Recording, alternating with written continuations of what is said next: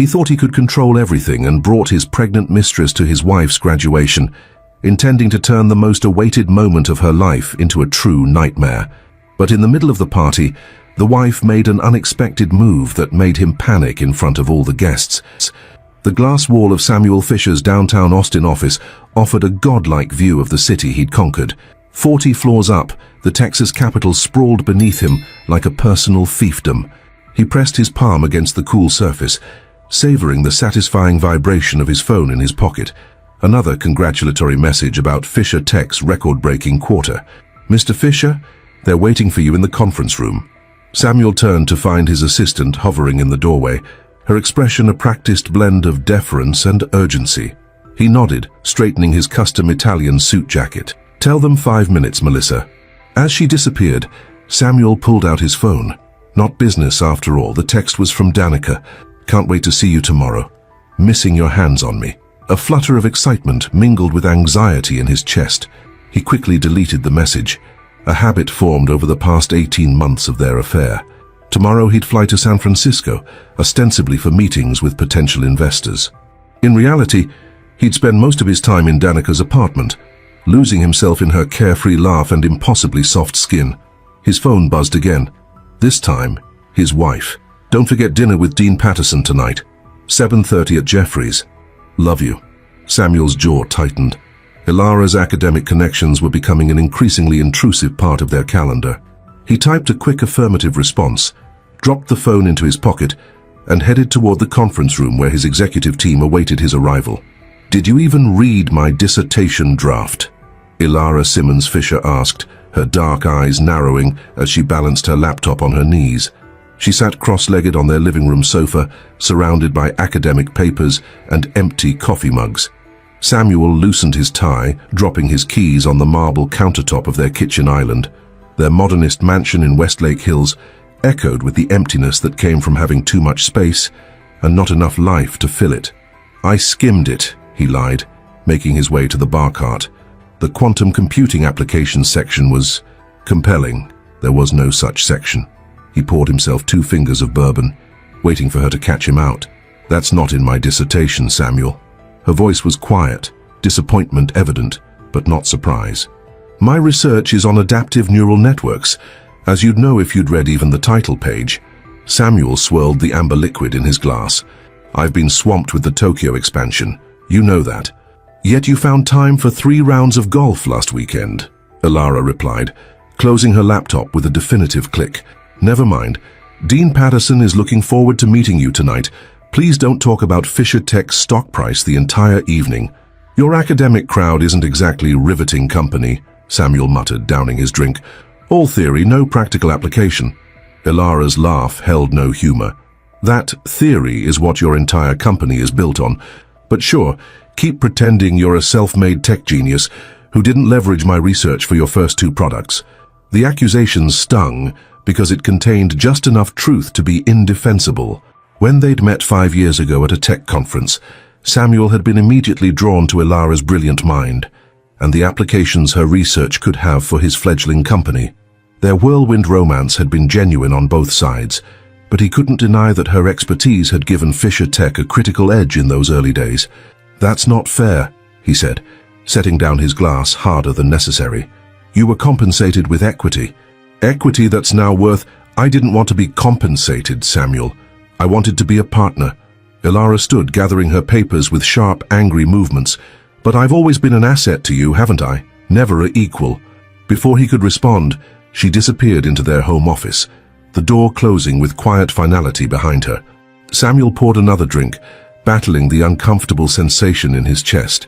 Guilt, frustration, or perhaps something worse. The realization that somewhere along the way, he'd stopped seeing his wife as the extraordinary woman he'd fallen for. His phone vibrated with another text from Danica, a photo this time, one he quickly closed before anyone could see. With Danica, everything was simple. She laughed at his jokes, marveled at his accomplishments, and never challenged him on anything that mattered. With Ilara, he always felt like he was falling short of some invisible standard. Jeffrey's restaurant hummed with the quiet conversation of Austin's elite. Crystal glasses clinked softly against white tablecloths as Samuel performed the role of attentive husband, feigning interest in Dean Patterson's verbose descriptions of the university's expansion plans.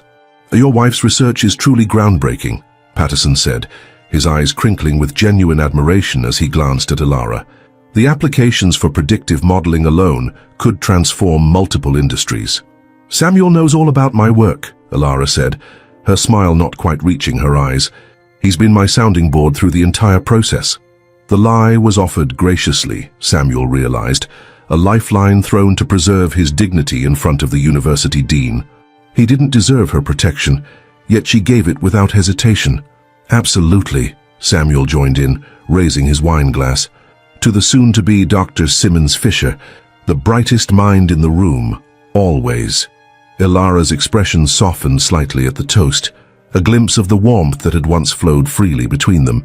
The evening progressed pleasantly enough, with Samuel making a genuine effort to engage with Patterson's academic perspectives.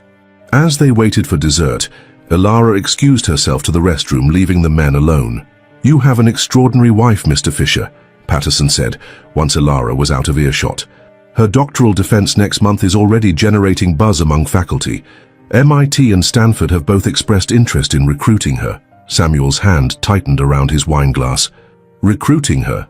Oh, I assumed she'd discussed this with you," Patterson backpedaled, clearly uncomfortable. "Several prestigious research institutes have reached out about positions once she completes her doctorate." "No," Samuel said flatly. "She hasn't mentioned anything about relocating." The conversation shifted awkwardly to safer topics, but Samuel's mind raced. MIT, Stanford, both thousands of miles from Austin, from the life they'd built, from his company, from Danica. When Elara returned, he studied her face, searching for signs of deception. Would she really consider leaving? Or was this another symptom of the growing distance between them? Plans made in silence, futures imagined without each other in them.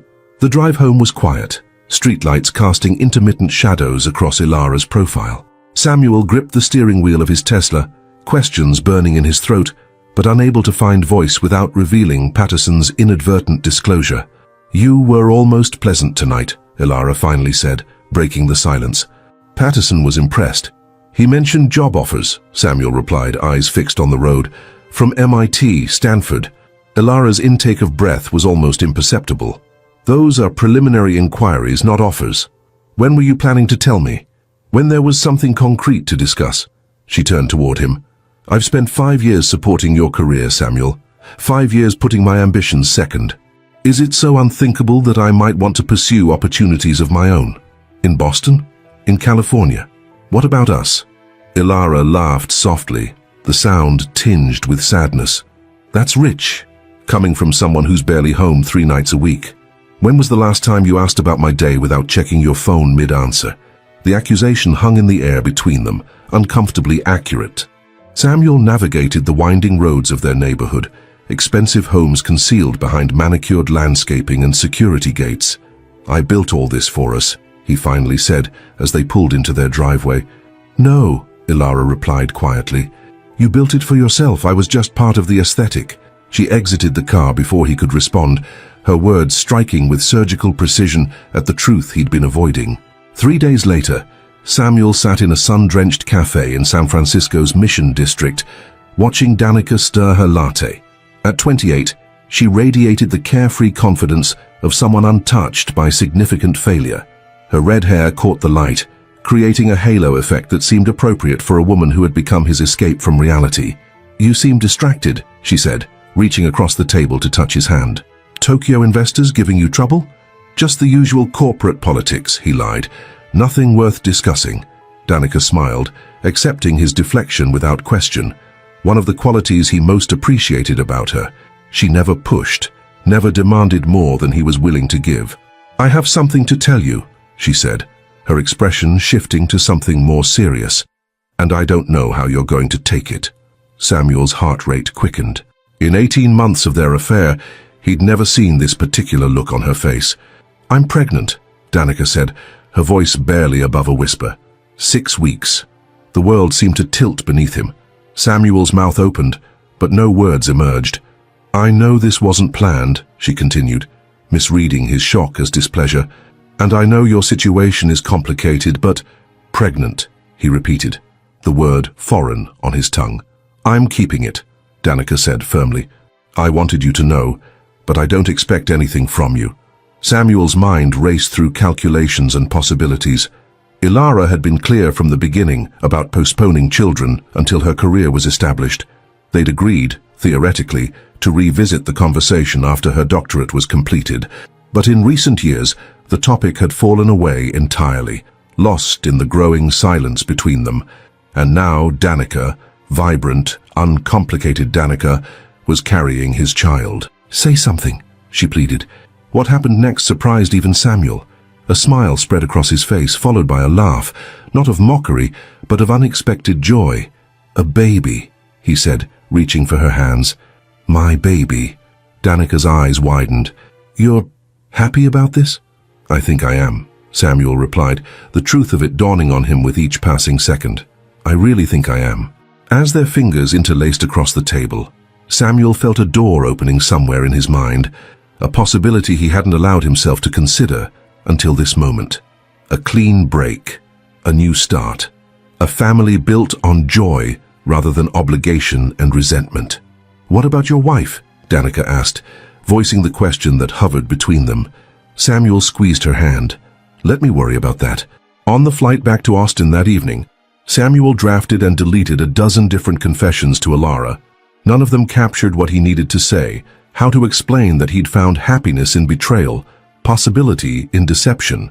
As the plane descended through Texas clouds, a realization crystallized in his mind.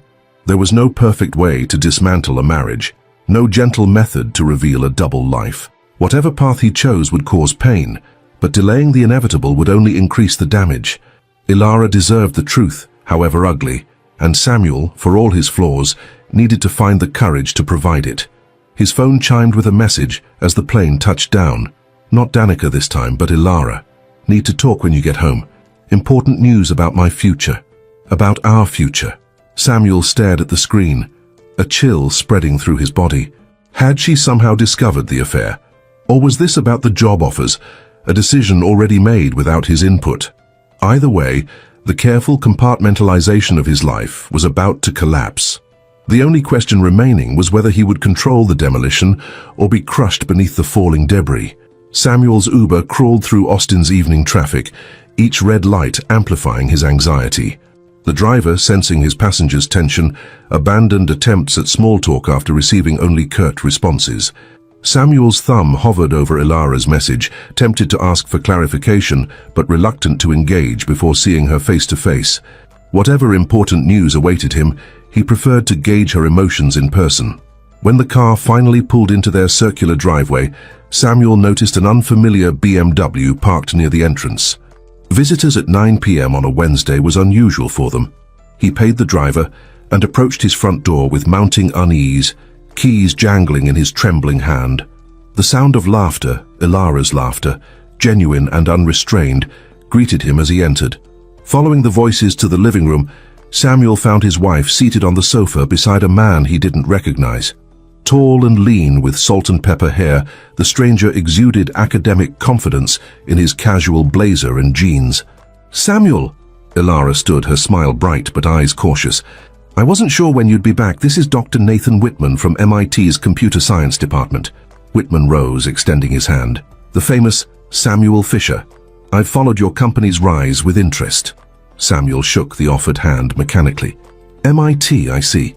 Nathan flew in specifically to discuss the research fellowship, Ilara explained, a hint of defiance in her tone.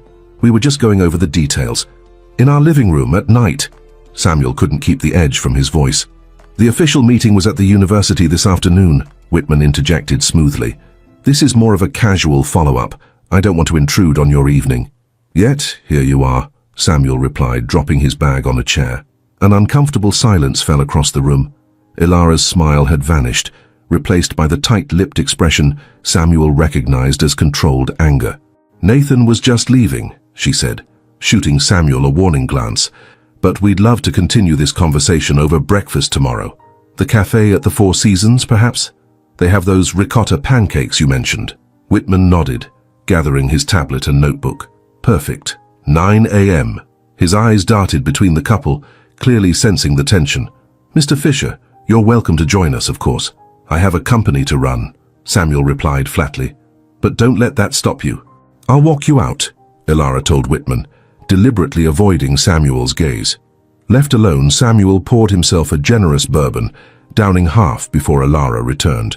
The alcohol did little to calm the storm brewing inside him, a toxic mixture of guilt over his own deception and irrational possessiveness over his wife's potential departure.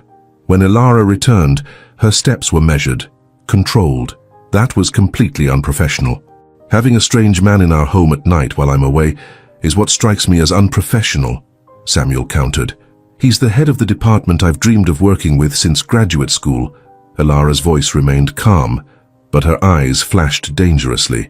"And we were discussing the most significant opportunity of my career." "In Boston," Samuel stated flatly. "Yes, in Boston." Ilara crossed her arms. "The fellowship is for 3 years, with a tenure-track position afterward if things go well." Samuel stared at her, searching for signs of hesitation. "You've already decided to accept." It wasn't a question, but Ilara answered anyway. "I wanted to discuss it with you first, but yes, I'm strongly considering it." "What about us? What about our life here?" Ilara laughed, the sound hollow. "What life, Samuel? You're never home. When you are, you're distracted or working. We haven't had a real conversation in months." Samuel set down his glass, struggling to navigate the conversation without revealing his own duplicity. The irony wasn't lost on him. Anger at his wife's potential departure, while he himself had been plotting an exit. "We built something here," he said finally. "A partnership. Did we? Or did I just orbit around your success, applauding from the sidelines?" Ilara moved to the window, gazing out at the manicured garden, illuminated by landscape lighting. "I've spent 5 years supporting your ambitions. 5 years watching you build your empire while putting my career second. You were compensated well for any contributions to Fisher Tech," Samuel replied defensively. Ilara turned, her expression a mixture of hurt and disbelief. "Is that all our marriage is to you? A business arrangement, compensation for services rendered?" Before Samuel could respond, his phone buzzed in his pocket. Danica. He ignored it, but the damage was done. Ilara had noticed his instinctive reach toward the device. "Go ahead," she said bitterly. "Whatever crisis at work clearly can't wait." "It's nothing," Samuel insisted, leaving the phone untouched. Ilara studied him with the analytical precision that made her such a formidable academic. "You know what hurts the most? I can't remember the last time you looked at me the way you just looked at your phone." The observation landed like a physical blow. Samuel opened his mouth to deny it, but no words came. Because she was right. Anticipation had flickered through him at the thought of Danica's message, a feeling long absent from his interactions with his wife. "I'm tired, Samuel," Ilara continued, her voice softening. "Tired of feeling like I'm the only one still invested in this marriage." "That's not fair," he protested weakly. "Isn't it?" Ilara challenged. "When was the last time you asked about my research without checking your watch? When was the last time we had sex that didn't feel like an obligation? When was the last time you chose me over work?" Samuel remained silent, unable to provide the answers she deserved. His phone buzzed again, a second message from Danica, doubling his guilt. "I have my dissertation defense in 3 weeks, Ilara said into the silence. "After that, I need to make a decision about MIT. I'd like us to make it together, but I'm not sure that's possible anymore." "What does that mean?" Samuel asked, though part of him already knew. "It means I'm not sure what we're fighting to save," Ilara replied quietly. "Or if you even want to save it." The next morning, Samuel arrived at Fisher Tech headquarters earlier than usual, the conversation with Ilara still echoing in his mind. His assistant Melissa looked surprised to see him before 8 a.m., especially after a business trip. "You're in early, Mr. Fisher. Coffee?" "Double espresso," he muttered, heading toward his office. "And ask Brooke Daniels to see me when she gets in." Brooke, Fisher Tech's chief legal officer, appeared in his doorway an hour later. At 45, she'd been with the company since its founding, one of the few people Samuel trusted implicitly with sensitive matters. "You summoned me at an ungodly hour," she said, settling into the chair across from his desk. "This better be good."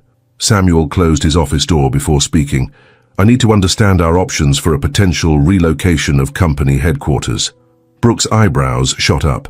"Moving Fisher Tech. The company literally has Austin in its advertising materials." What's prompted this? Samuel hesitated. Exploring opportunities. Boston has a strong tech ecosystem. Boston, Brooke repeated, her shrewd eyes narrowing. This wouldn't have anything to do with Ilara's rumored job offer from MIT, would it? You've heard about that? Samuel asked, surprised. Academic circles talk. Tech circles listen. Brooke leaned forward. Samuel, moving a $2 billion company because your wife got a job offer is either the most romantic or most reckless thing I've ever heard. Which one is it? Samuel avoided her gaze. Just exploring options. Bullshit, Brooke said flatly. I've known you too long. What's really going on? Samuel considered confiding in her about Danica, about the pregnancy, about his crumbling marriage, but admitting his infidelity would make it real in a way he wasn't prepared to face. If Fisher Tech were to remain in Austin, he said instead, but my personal circumstances changed, what would the board's reaction be?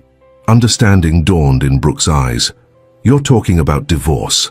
Samuel nodded once, sharply.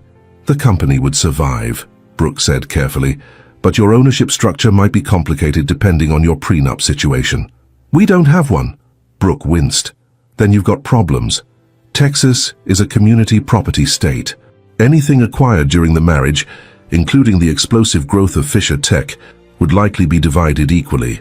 That can't happen, Samuel said firmly. I built this company.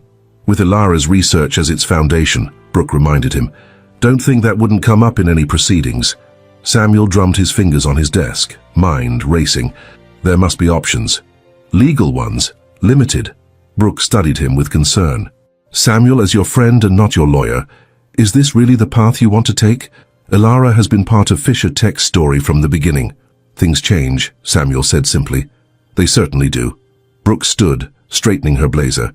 I'll have my team look into contingency options discreetly. But Samuel, think very carefully before you do anything irreversible. After Brooke left, Samuel finally checked the messages from Danica that had arrived the previous night. Had my first prenatal appointment today. Everything looks good. Doctor says I'm exactly 6 weeks along. The second message contained a blurry ultrasound image. Samuel stared at it, trying to connect the grainy black and white photo with the reality of a child, his child, growing inside Danica. He was so absorbed that he didn't notice his office door opening until a voice broke his concentration. Bad time. Samuel looked up to find Marcus Chen, his chief technology officer and oldest friend, watching him with curious eyes. Quickly tucking away his phone, Samuel forced a smile. Just distracted. What's up? Marcus closed the door behind him. Brooke just came from your office looking like she'd swallowed something unpleasant, and now you're staring at your phone like it contains nuclear launch codes. Want to tell me what's going on? Just some personal matters, Samuel deflected. Bullshit, Marcus replied, echoing Brooke's earlier skepticism. I've known you since Stanford. I was your best man. I know when you're spiraling. Samuel considered denying it further, but exhaustion overtook him. My life is imploding, Marcus. Ilara's considering a position at MIT. That's great for her career, Marcus observed. Less great for your marriage, I'm guessing? There's more. Samuel lowered his voice despite the closed door. I've been seeing someone in San Francisco. For about a year and a half now. Marcus's expression shifted from concern to disappointment. Christ, Samuel. She's pregnant. The office fell silent, Marcus staring at his friend with undisguised shock. Please tell me you're not serious. 6 weeks along, Samuel confirmed. Marcus collapsed into the chair Brooke had vacated. You've lost your mind. You do realize that, right? You're throwing away your marriage, risking half your company, and potentially destroying your reputation in one spectacular mess. I didn't plan this, Samuel protested. Really? 18 months of cheating sounds pretty damn planned to me, Marcus countered. What are you going to do? Samuel spread his hands helplessly. I don't know. Ilara and we've grown apart. She's focused on her academic career. I've built this company into something significant. We want different things now. And this other woman, she wants what you want? Danica's different. She's younger, less challenging, more impressed by your success? Marcus suggested coldly. Samuel bristled. You don't know her. I know you, Marcus replied. And I've watched you self-destruct before when things got too real with Rachel in college, with Jen before Ilara. You run when relationships require actual work. The assessment stung precisely because it contained elements of truth. Samuel had indeed left previous relationships when they became too demanding, too complicated. "This is different," he insisted. "There's a child involved now." Marcus sighed deeply. "Whatever you're planning, be careful. Don't make decisions when you're emotional. And for God's sake, talk to Ilara before you do anything drastic." After Marcus left, Samuel sat alone in his office, staring out at the Austin skyline that had been the backdrop to his success. The city had embraced him, celebrated him as one of its tech visionaries. Would that change if his personal life imploded publicly? His phone rang. "Danica." "I can't talk now," he answered quietly. "I just needed to hear your voice," she replied. "I'm feeling overwhelmed. This is all happening so fast." Samuel closed his eyes, trying to imagine a future where he split his life between a child in San Francisco and a company in Austin, with the wreckage of his marriage somewhere in between. "I need to tell Ilara," he said suddenly. "After her dissertation defense, she deserves to finish that chapter without distraction." "And then what?" Danica asked, her voice small. "And then we figure it out," Samuel promised. "Together." As he ended the call, a new email notification appeared on his screen. From Dr. Nathan Whitman at MIT, copied to Ilara. The subject line read, "Formal offer, research fellowship position." The walls of Samuel's carefully constructed life were crumbling faster than he could shore them up. Something would have to give, and soon. The University of Texas auditorium buzzed with anticipation as academics and students gathered for Ilara's doctoral dissertation defense. Samuel sat in the third row, absently checking his watch, a habit that had once irritated his wife, but now barely registered in their deteriorating relationship. 3 weeks had passed since their confrontation about MIT, weeks filled with strained politeness and separate sleeping arrangements. "Quite the turnout for your wife." Samuel turned to find Dean Patterson settling into the seat beside him, beaming with the pride of a mentor. "Ilara's work has generated significant interest," Patterson continued, oblivious to Samuel's discomfort. "The neural network adaptation models she's developed could revolutionize predictive analytics across multiple industries." "So I've heard," Samuel replied, the words carrying more bitterness than intended. Those same models had been offered to Fisher Tech years ago, but Samuel had dismissed them as too theoretical, too untested for commercial application. Now 3 competing companies were implementing similar systems based on published portions of Ilara's research. "MIT is getting quite the acquisition," Patterson added, his eyes twinkling, "though I imagine that creates complications for you two." Before Samuel could respond, the auditorium lights dimmed. Ilara appeared on stage, her posture straight and confident despite the pressure of the moment. She wore a tailored navy suit that Samuel had never seen before, another small reminder of how separate their lives had become. "Good afternoon," she began, her voice steady. "My dissertation examines adaptive neural networks for predictive modeling in complex dynamic systems with limited data sets." As she spoke, Samuel found himself truly listening to her research for perhaps the first time. The elegant solutions she proposed, the breakthrough approaches to machine learning limitations, it all suddenly crystallized why MIT had pursued her so aggressively. His wife wasn't just brilliant, she was pioneering entirely new approaches that would likely become industry standard within years. His phone vibrated silently in his pocket. Danica again. 7 weeks pregnant now, she'd become increasingly anxious about their future. Samuel ignored the notification, focusing instead on Ilara's presentation. He owed her this much attention at least. Midway through her defense, Samuel noticed Nathan Whitman in the front row, nodding appreciatively at key points. The MIT professor had extended his Austin stay specifically for this event, a fact that twisted uncomfortably in Samuel's gut. Was it purely professional interest, or something more? The question arose unbidden, surprising him with its intensity. When the presentation concluded, the panel began their questioning. Ilara fielded each inquiry with confident precision, occasionally glancing toward the audience, never quite meeting Samuel's eyes, but ensuring he was still present. An hour later, it was over. The committee unanimously approved her dissertation with exceptional commendation. The audience erupted in applause, many rising to their feet. Samuel stood with them, a strange mixture of pride and regret washing over him. As the crowd began to disperse, Samuel made his way toward the stage where Ilara was surrounded by well-wishers. He hung back, waiting for the circle to thin before approaching. "That was remarkable," he said, when they were finally face to face. "Truly groundbreaking work." Surprise flickered across Ilara's features, perhaps at his presence, perhaps at the sincerity in his voice. "Thank you for coming. I wasn't sure you would." "I wouldn't miss it," Samuel replied, the words feeling hollow against the backdrop of his recent absences from her life. "There's a reception in the department lounge," she said, gathering her presentation materials. "Faculty and some industry representatives. You're welcome to join, though I know you have a company to run." The gentle barb wasn't lost on him. "I cleared my schedule for the afternoon." Something softened in Ilara's expression. "That's thoughtful of you." As they walked toward the exit, Whitman intercepted them. "Dr. Simmons Fisher," he said warmly, emphasizing her newly earned title. "Exceptional presentation. You've validated our department's enthusiasm for having you join us." "Thank you, Nathan," Ilara replied, her smile genuine.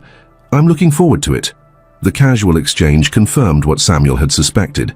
Ilara had already decided to accept the MIT position. The realization should have angered him, but instead brought only a weary resignation. They were both moving on, just in different directions. His phone vibrated again. With an apologetic glance toward Ilara, he checked the screen. "Emergency at the office. Marcus needs you to call immediately." The message was from Melissa, his assistant. Samuel frowned. True emergencies at Fisher Tech were rare. "Problem?" Ilara asked, noting his expression. "Possibly. I need to make a call." He stepped away, finding a quiet corner of the hallway. Marcus answered on the first ring. "Where are you?" "At Ilara's dissertation defense." "What's happening?" "You need to get back to the office. Now." Marcus's voice was tight with tension. "The board called an emergency meeting. Arthur Riviera is leading it." Samuel's stomach dropped. Riviera, his most vocal critic on the board, had been pushing for more conservative growth strategies for months. "What's the pretext?" "It's not a pretext, Samuel. Someone leaked financial documentation suggesting you've been transferring company resources to personal accounts. Riviera is calling for a vote of no confidence." "That's absurd," Samuel hissed. "I've done nothing improper." "I know that," Marcus replied. "But the documentation looks convincing. Very convincing. You need to address this immediately before it spirals." Samuel ended the call, mind racing. Who would have access to financial records detailed enough to create convincing forgeries? And why now on the day of Ilara's defense? He returned to find Ilara still chatting with Whitman, their conversation animated. "I'm sorry," he interrupted. "There's an emergency at Fisher Tech. I need to go." Disappointment flashed across Ilara's face, quickly masked. "Of course. Will you be home for dinner?" "I don't know," Samuel answered honestly. "This could take hours to resolve." "Your company needs you," she said with practiced understanding. "Go." As Samuel hurried toward the parking lot, he couldn't shake the feeling that his marriage had just reached another invisible but significant breaking point. The Fisher Tech boardroom crackled with tension when Samuel arrived 30 minutes later. 8 board members sat around the polished table, with Arthur Riviera positioned directly opposite Samuel's usual seat. At 72, Riviera was old-school tech, having made his fortune during the first internet boom. He'd been an early investor in Fisher Tech, but had grown increasingly critical of Samuel's aggressive expansion strategies. "Thank you for joining us, Mr. Fisher," Riviera said, his tone making it clear the gratitude was insincere. "We were just reviewing some concerning documentation." "Documentation, I've been informed, is fraudulent," Samuel replied, remaining standing. "I'd like to see what you're accusing me of." Brooke slid a folder across the table. Inside were printouts of what appeared to be wire transfers from Fisher Tech's development fund to an offshore account in the Cayman Islands. The transactions, dating back 18 months, totaled nearly $4.2 million. "These are forgeries," Samuel stated flatly. "I've authorized no such transfers." "The account is registered to a shell company called Horizon Ventures," Riviera continued, as if Samuel hadn't spoken. "Our financial team traced Horizon back to personal holdings we believe are connected to you." "That's impossible," Samuel insisted, though a cold dread was spreading through him. "I have no connection to any Horizon Ventures." "Perhaps your legal counsel would like to comment." Riviera shifted his gaze to Brooke. All eyes turned to her. Brooke cleared her throat. "These documents were brought to my attention approximately 3 hours ago. I haven't had sufficient time to verify their authenticity or investigate the shell company structure. Convenient, Riviera remarked. The board feels differently. We've seen enough to justify immediate action pending a full investigation. What action? Samuel demanded. Temporary removal as CEO, Riviera answered. Effective immediately. The room erupted in overlapping voices, some supporting Riviera, others objecting to the hasty decision. Samuel stood silent, shock giving way to cold fury. This is a coordinated attack, he finally said, voice cutting through the chaos. Someone has manufactured evidence to force me out. I demand time to defend myself properly. You'll have that opportunity during the investigation, Riviera assured him. But the board has concerns about evidence tampering if you remain in position. You can't do this, Samuel insisted. I founded this company, I built it from nothing.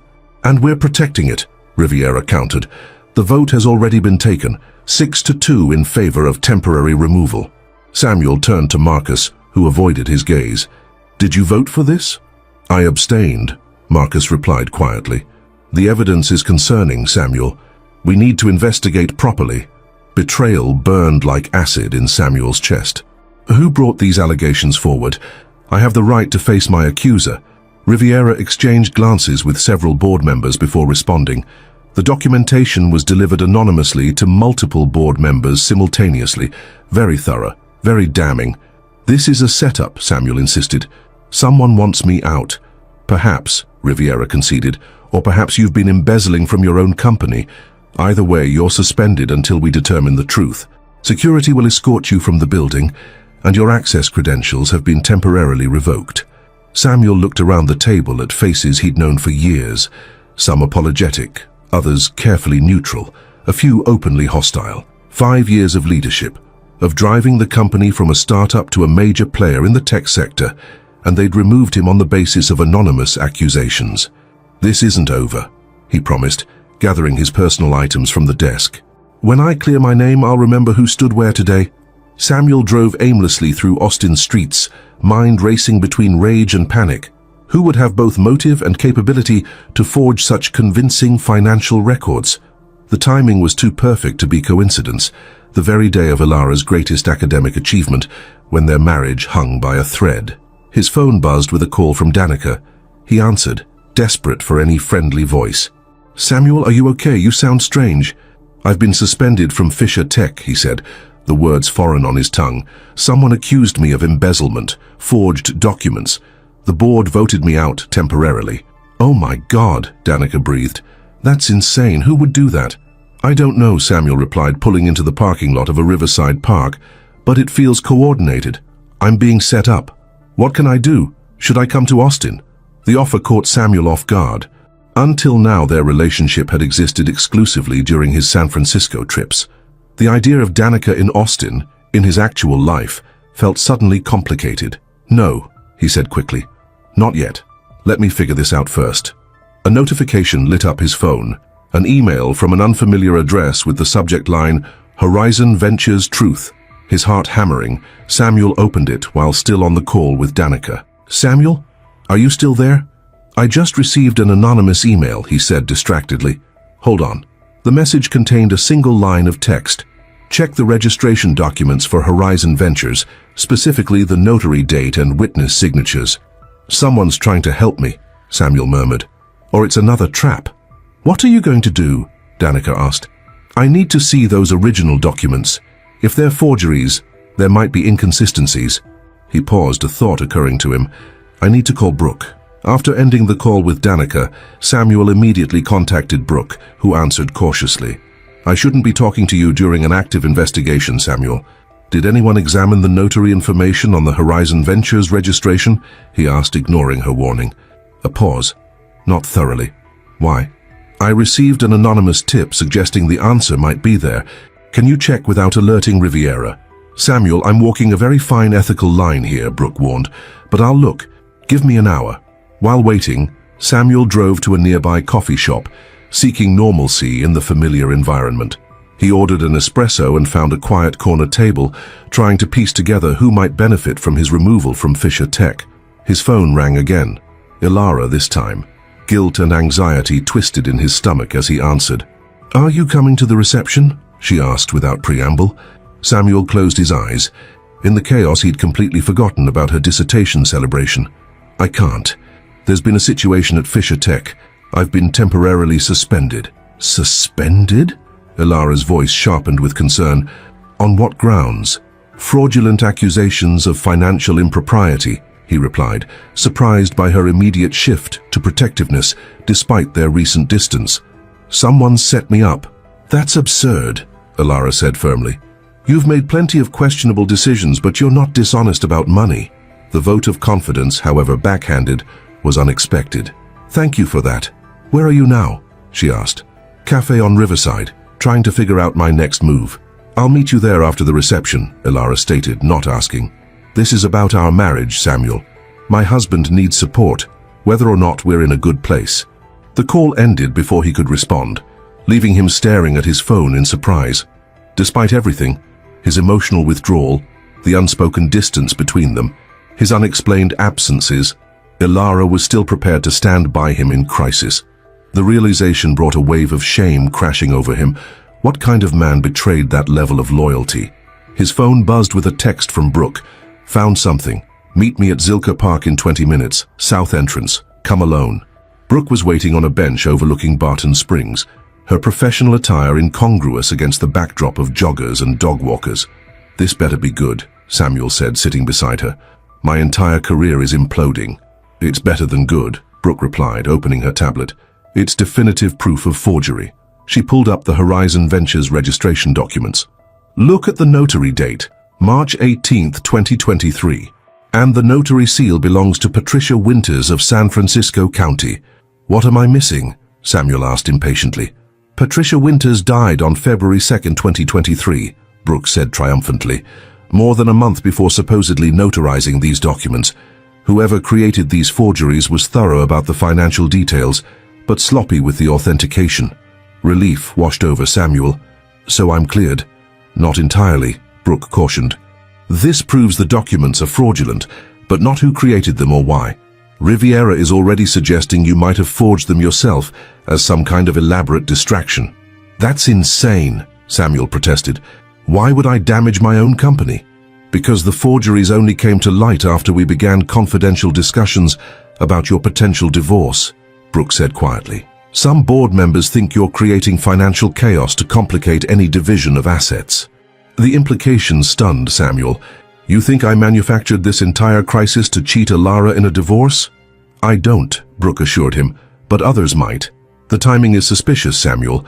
Very few people knew you were considering divorce. The list of people with both that knowledge and access to detailed financial records is extremely short. The realization hit him like a physical blow. You think someone from inside Fisher Tech is behind this. I think whoever did this is very well informed about both your personal and professional vulnerabilities, Brooke agreed, and timed this attack perfectly to maximize damage. Samuel's mind raced through possibilities. Riviera himself, perhaps, or another executive who coveted his position. But who would have known about his marital problems and potential divorce plans? A new text message arrived from an unknown number. Check the witness signature on page 3 of the Horizon documents. Compare handwriting to known samples. Samuel showed Brooke the message. Another anonymous tip. Who's sending these? Brooke quickly found the signature page.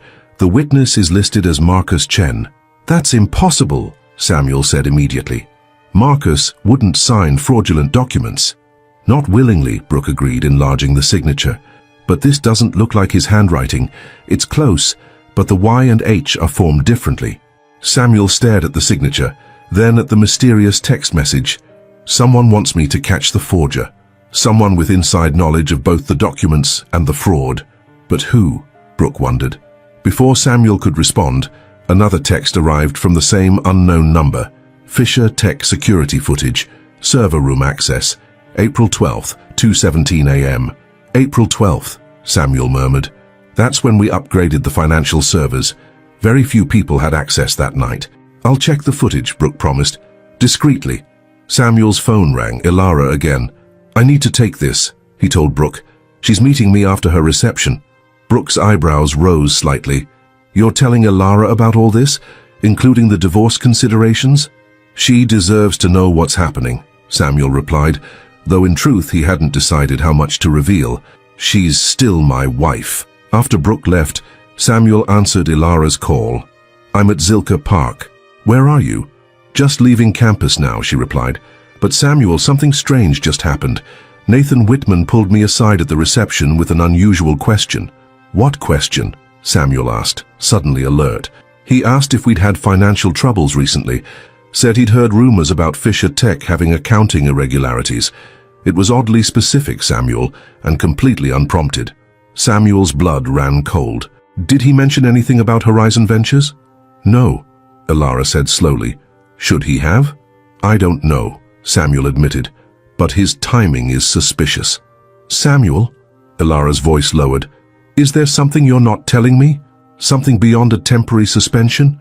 Before he could answer, a third text arrived from the mysterious number. Whitman connected to Riviera through Sequoia Capital Investments. Check 2022 funding round participants. Samuel stared at the message, pieces falling into place with sickening clarity. Ilara, I think Whitman might be involved in what's happening at Fisher Tech. Has he been unusually interested in our finances or the company's structure? Not specifically, Ilara replied cautiously, but he's been very persistent about my accepting the MIT position, unusually so for an academic recruitment. When did he first contact you? About 7 months ago, Ilara said, out of the blue. Said he'd read my published research and wanted to discuss opportunities. 7 months ago, around the time Riviera had begun challenging Samuel's leadership more aggressively. The timing couldn't be coincidental. Ilara, I need you to do something for me, Samuel said urgently. Don't go anywhere with Whitman alone, don't discuss Fisher Tech with him. And meet me at home instead of the cafe. I think we're being played against each other. Samuel, you're scaring me, Ilara replied. What's really going on? I'm not entirely sure, he admitted, but I think someone has been orchestrating both your job offer and my removal from Fisher Tech, and I'm starting to suspect why. As Samuel ended the call, a final message appeared from the anonymous number, one that turned his blood to ice. Look into Danica Winter's family connections, specifically her father, Michael Winters, former CFO of Riviera Technologies until 2020, currently director at Sequoia Capital. The pregnancy is not accidental. Samuel's hands trembled as he gripped the steering wheel, his Audi speeding toward the hillside mansion he shared with Ilara. The revelation about Danica's family connections had shattered his already fragile reality. Could his affair, his unborn child, be part of an elaborate corporate takedown? The possibility was too grotesque to fully process. Traffic crawled along Mopac Expressway as his phone rang again. Danica. He let it go to voicemail, unable to trust his own judgment about her intentions now. If the anonymous texter was right, nothing in their relationship had been genuine, not her attraction, not her supposed accidental pregnancy, not her professed love. When he finally pulled into his driveway, Samuel spotted Ilara's Tesla already parked near the entrance. He sat in his car for several minutes, gathering courage to face her with some semblance of the truth. How much should he reveal?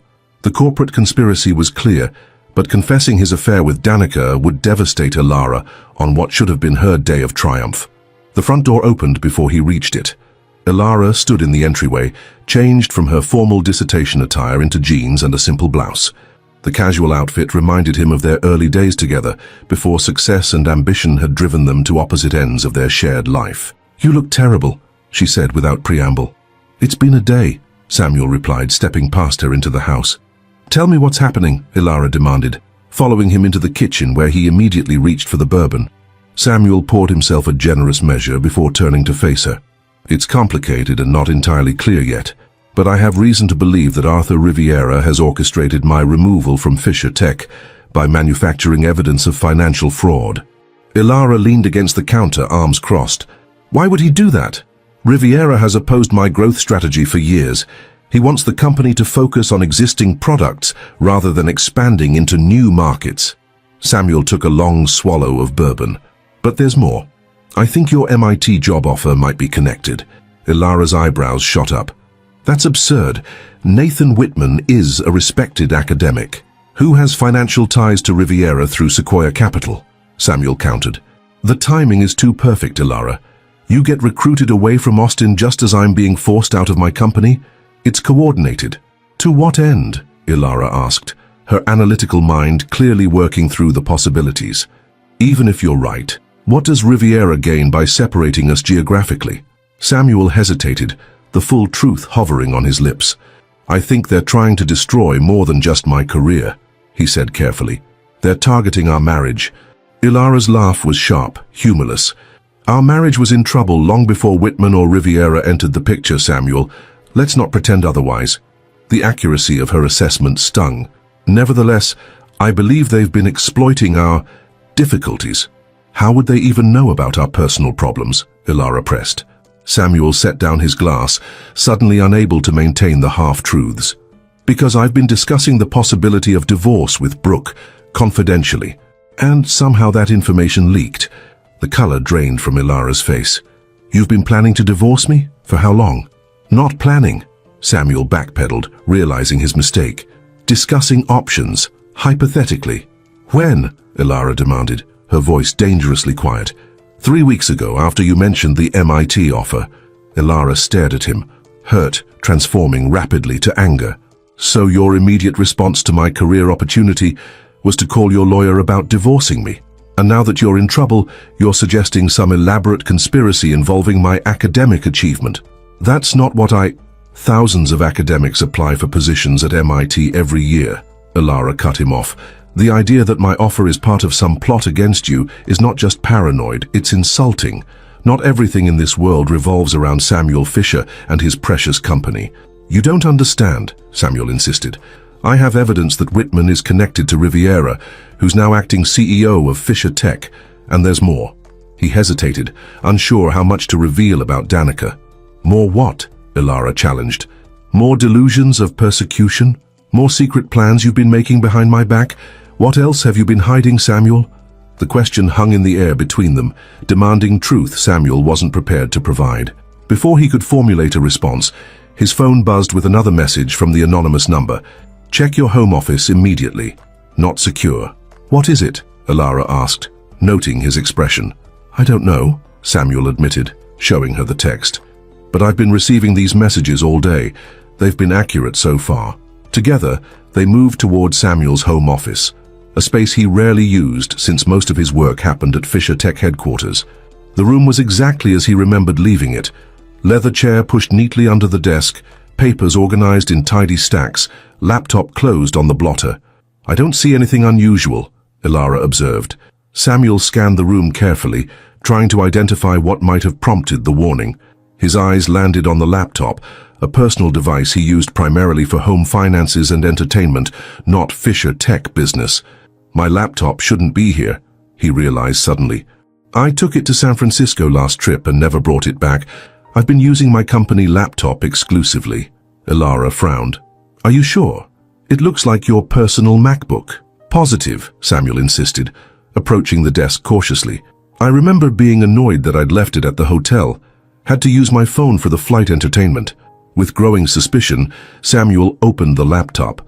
It powered on immediately, revealing his desktop wallpaper, a photo of him and Ilara from their honeymoon in Greece.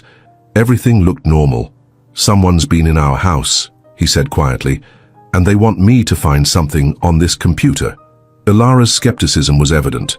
Or you simply forgot you brought it home. Samuel shook his head, opening the file browser.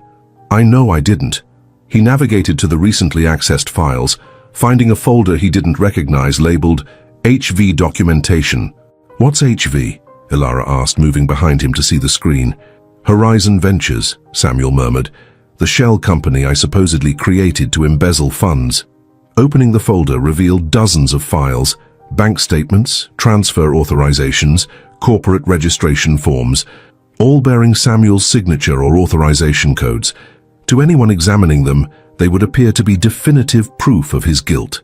These are forgeries, he said, scrolling through the damning evidence. Very sophisticated ones. But why would someone plant them on your personal laptop? Ilara asked, her earlier anger giving way to confusion. To ensure I'd be convicted if this went to court, Samuel realized. Corporate financial fraud carries prison time. They're not just pushing me out of Fisher Tech, they're trying to destroy me completely. Ilara sat heavily in a nearby chair. This is insane, Samuel. Who would go to such lengths? Someone with resources, technical expertise, and a deep grudge, Samuel replied, still examining the files. The question is why now? What triggered this attack at this particular moment? His phone rang. Brooke. I found the security footage, she said without greeting when he answered. You were right. Someone accessed the financial servers on April 12th, and you're not going to believe who it was. Who? Samuel demanded. Nathan Whitman, Brooke replied. He was escorted in by Marcus Chen at 2:17 a.m. exactly. They spent 45 minutes in the server room together. Samuel's blood ran cold. Marcus is involved? It appears so, Brooke confirmed. There's more. I did some digging on Whitman's background. Before academia, he worked for a cybersecurity firm contracted by Riviera Technologies. The same firm handled Fisher Tech's security audit last year, which gave them access to our entire network architecture. The pieces were falling into place with sickening clarity. They've been planning this for over a year, Samuel realized. Riviera, Whitman, and apparently Marcus. But why betray me? Marcus has been my friend since college. I don't know, Brooke admitted, but you should check your email. The board just received anonymous evidence vindicating you, showing the Horizon Ventures documents were forgeries created on Fisher Tech servers. They're calling another emergency meeting tomorrow morning. Anonymous evidence? Samuel repeated. The same person who's been texting me tips all day? Possibly, Brooke said. Whoever it is, they seem determined to expose the conspiracy against you. But be careful, Samuel. This feels like we're being manipulated in multiple directions. After ending the call, Samuel turned to Ilara, who had been listening intently to his side of the conversation. It seems you were right about Whitman, she conceded. But that doesn't explain why Marcus would betray you, or who's sending these anonymous tips. Samuel closed the laptop, mind racing. We need to leave. If they planted evidence in our house, it's not safe here. Where would we go? Ilara asked pragmatically. Hotel downtown, Samuel decided. Under your name, not mine. They might be monitoring my credit cards. As they prepared to leave, Samuel received another text from the anonymous number. Not just your home. Your phone is compromised. Fisher Tech Security tracking your movements. Leave devices. Take only cash. Brooke compromised too. Now they're saying Brooke is involved? Ilara read over his shoulder, skepticism returning. Samuel, this is getting ridiculous. How do you know these texts aren't part of the manipulation? I don't, he admitted, but every tip so far is checked out. And if they wanted to hurt me, why expose the forgeries to the board? Ilara studied him, her analytical mind clearly weighing possibilities. If we leave our phones, how do we communicate? How do we get more information? Burner phones, Samuel suggested. Paid for with cash. Old school. To his surprise, Ilara nodded. There's a convenience store on South Congress that sells prepaid phones. We can stop there first. 20 minutes later, they left their house with minimal belongings, phones powered off and removed from their vehicles. Samuel drove them in Ilara's Tesla, reasoning it would attract less attention than his distinctive Audi. At the convenience store, Samuel purchased 2 basic prepaid phones, while Ilara waited in the car. As he was paying, his eye caught a local newspaper headline, Fisher Tech stock plummets amid leadership crisis. Great, he muttered, adding the newspaper to his purchase. Back in the car, he handed Ilara one of the phones. Untraceable, at least temporarily. She accepted it with a wry smile. I never imagined my dissertation day would end with burner phones and conspiracy theories. I'm sorry, Samuel said, meaning it. Today should have been about celebrating your achievement. Is this really happening? Ilara asked suddenly, vulnerability breaking through her composed exterior. Or have you manufactured this crisis to distract from something else? The question hit dangerously close to his hidden truth about Danica. Why would I do that? I don't know, Samuel, Ilara replied, studying his face. But you've been distant for months. You've apparently been discussing divorce options, and now suddenly we need to band together against some shadowy corporate conspiracy? It's convenient timing. Her insight was uncomfortably accurate. While the conspiracy against him appeared real, part of him had seized on it as a way to avoid confessing his affair with Danica, a confession that seemed increasingly necessary given her apparent connection to Riviera. There's something I haven't told you, Samuel began reluctantly. Ilara's phone, her regular smartphone, rang before he could continue. She glanced at it, then at Samuel. It's Whitman, she said. Should I answer? Samuel hesitated, then nodded. Put it on speaker. Let's hear what he has to say. Ilara answered, activating the speakerphone. "Hello, Nathan." "Ilara," Whitman's voice sounded strained. "I've been trying to reach you. There's been a concerning development regarding the MIT position." "What kind of development?" Ilara asked neutrally. "The funding for the fellowship has been questioned," Whitman explained carefully. "Apparently, some board members have raised concerns about my recruitment methods." "What does that mean?" Ilara pressed. "It means we need to accelerate our timeline," Whitman replied. "If you could come to my hotel room at the Four Seasons, I have paperwork that needs immediate attention to secure your position." Samuel and Ilara exchanged glances. The invitation was transparently suspicious. "I can't tonight, Nathan," Ilara replied smoothly. "It's been a long day. Perhaps tomorrow morning." "This is time-sensitive, Ilara," Whitman insisted, an edge entering his voice. "The department chair is waiting for my call. Your career trajectory depends on moving quickly here." "My career trajectory is secure regardless of MIT's offer," Ilara countered.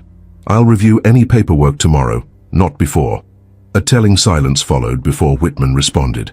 "As you wish. But don't be surprised if the opportunity has vanished by morning. Others are eager for this position." After ending the call, Ilara turned to Samuel. "He's attempting to isolate me from you." "Agreed," Samuel said, starting the car. "But why? What does he gain from getting you alone in his hotel room?" "I don't know," Ilara admitted, "but I'm increasingly convinced you're right about him being involved in whatever's happening at Fisher Tech." They drove in silence for several minutes, each processing the escalating strangeness of their situation. Finally, Samuel pulled into the parking garage of the W Hotel in downtown Austin. "We'll check in under your name," he instructed. "I'll wait in the car. If anyone's monitoring, we don't want them to see us together." Ilara nodded, taking the cash he offered. "And then what? We hide in a hotel room while your company implodes?" "Then we start investigating," Samuel replied, "beginning with Marcus. If he betrayed me, I need to understand why." 15 minutes later, they were settled in a suite on the 12th floor. Samuel immediately began jotting notes on hotel stationery, mapping out connections between Riviera, Whitman, and potentially Marcus and Brooke. "You were about to tell me something," Ilara reminded him, sitting on the edge of the bed. "Before Whitman called, something you hadn't told me." Samuel paused, pen hovering over paper. The moment of truth had arrived, and he could no longer avoid it. "I've been having an affair," he said quietly, not meeting her eyes, "for about 18 months. With a woman in San Francisco." He expected anger, tears, perhaps even for Ilara to walk out. Instead, she responded with an eerie calm. "I know." Samuel's head snapped up. "You know?" "I've known for about a year," Ilara confirmed, her expression unreadable. "The receipts for jewelry I never received, the late-night calls you took in another room, the San Francisco trips that kept getting extended. I'm not stupid, Samuel." "Why didn't you say anything?" he asked, genuinely baffled. "At first I thought it was just sex," Ilara explained, her voice controlled but brittle. "A midlife crisis thing that would burn itself out. I focused on my research, on building my own future. Then I realized it was more than that. You were emotionally invested in her." The accuracy of her assessment was jarring. "How could you tell?" "Because that's how you used to look when you talked about me," Ilara replied simply. "Before I became an inconvenience to your success." The raw truth of her words stripped away Samuel's remaining defenses. "I'm sorry," he said inadequately. "Is she the reason you were discussing divorce options?" Samuel nodded slowly. "She's pregnant. 7 weeks." Ilara absorbed this with visible effort, closing her eyes briefly. "And now you think she might be connected to Riviera's attack on you?" "I received a text suggesting her father is Michael Winters, former CFO of Riviera Technologies and current director at Sequoia Capital," Samuel explained. "If that's true, the pregnancy might not be accidental." A humorless laugh escaped Ilara. "So you're the victim of not just corporate espionage, but reproductive entrapment? That's convenient." "I know how it sounds," Samuel acknowledged, "but given everything else we've discovered, it's not implausible." "What's her name?" Ilara asked. "Danica," Samuel answered. "Danica Winters." Ilara reached for her burner phone, startling Samuel. "What are you doing?" "Investigating," she replied crisply. "If I can get internet access, I can verify whether Michael Winters has a daughter named Danica." Samuel watched in silence as Ilara efficiently navigated to the hotel's Wi-Fi and began her search. Despite everything, his betrayal, the pregnancy, the corporate conspiracy, Her analytical mind remained focused on gathering facts. It was the quality that had first attracted him to her, this ability to compartmentalize emotion in pursuit of truth. "Found her," Ilara announced after several minutes. Danica Winters, 28, graduate of UCLA, marketing consultant, and yes, daughter of Michael Winters, according to several Society page photos from San Francisco Chronicle archives. She turned the screen toward Samuel, showing a photo of a younger Danica at a charity gala, standing beside a distinguished older man. "That's definitely her," Samuel confirmed, his stomach sinking. "Congratulations," Ilara said acidly. "You've been sleeping with the enemy's daughter for a year and a half, and now she's carrying your child, conveniently timed to coincide with Riviera's takeover of your company and my recruitment to MIT. The full implications crashed over Samuel with devastating force. Every intimate moment with Danica, every shared secret, every whispered plan for their future, all potentially engineered as part of Riviera's long-game strategy to destroy him. "I need to talk to her," he said, reaching for his burner phone. "And say what?" Ilara challenged. "Accuse the mother of your child of corporate espionage? What if you're wrong? What if I'm right?" Samuel countered. "What if our child is just a pawn in Riviera's game?" Ilara's expression softened slightly at the genuine anguish in his voice.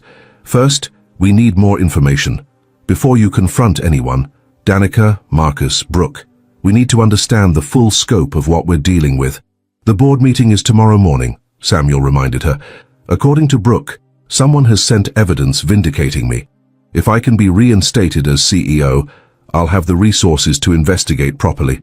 "Unless it's another trap," Ilara pointed out. "What if they want you back at Fisher Tech for a reason?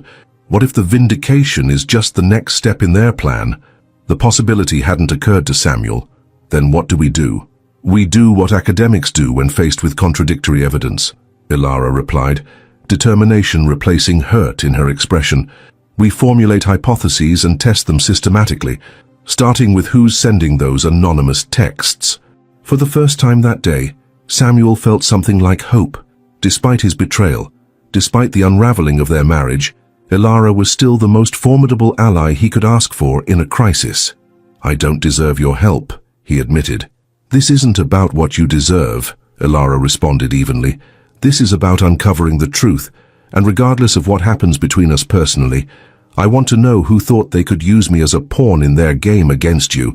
As she turned back to her research, Samuel's burner phone vibrated with a new message.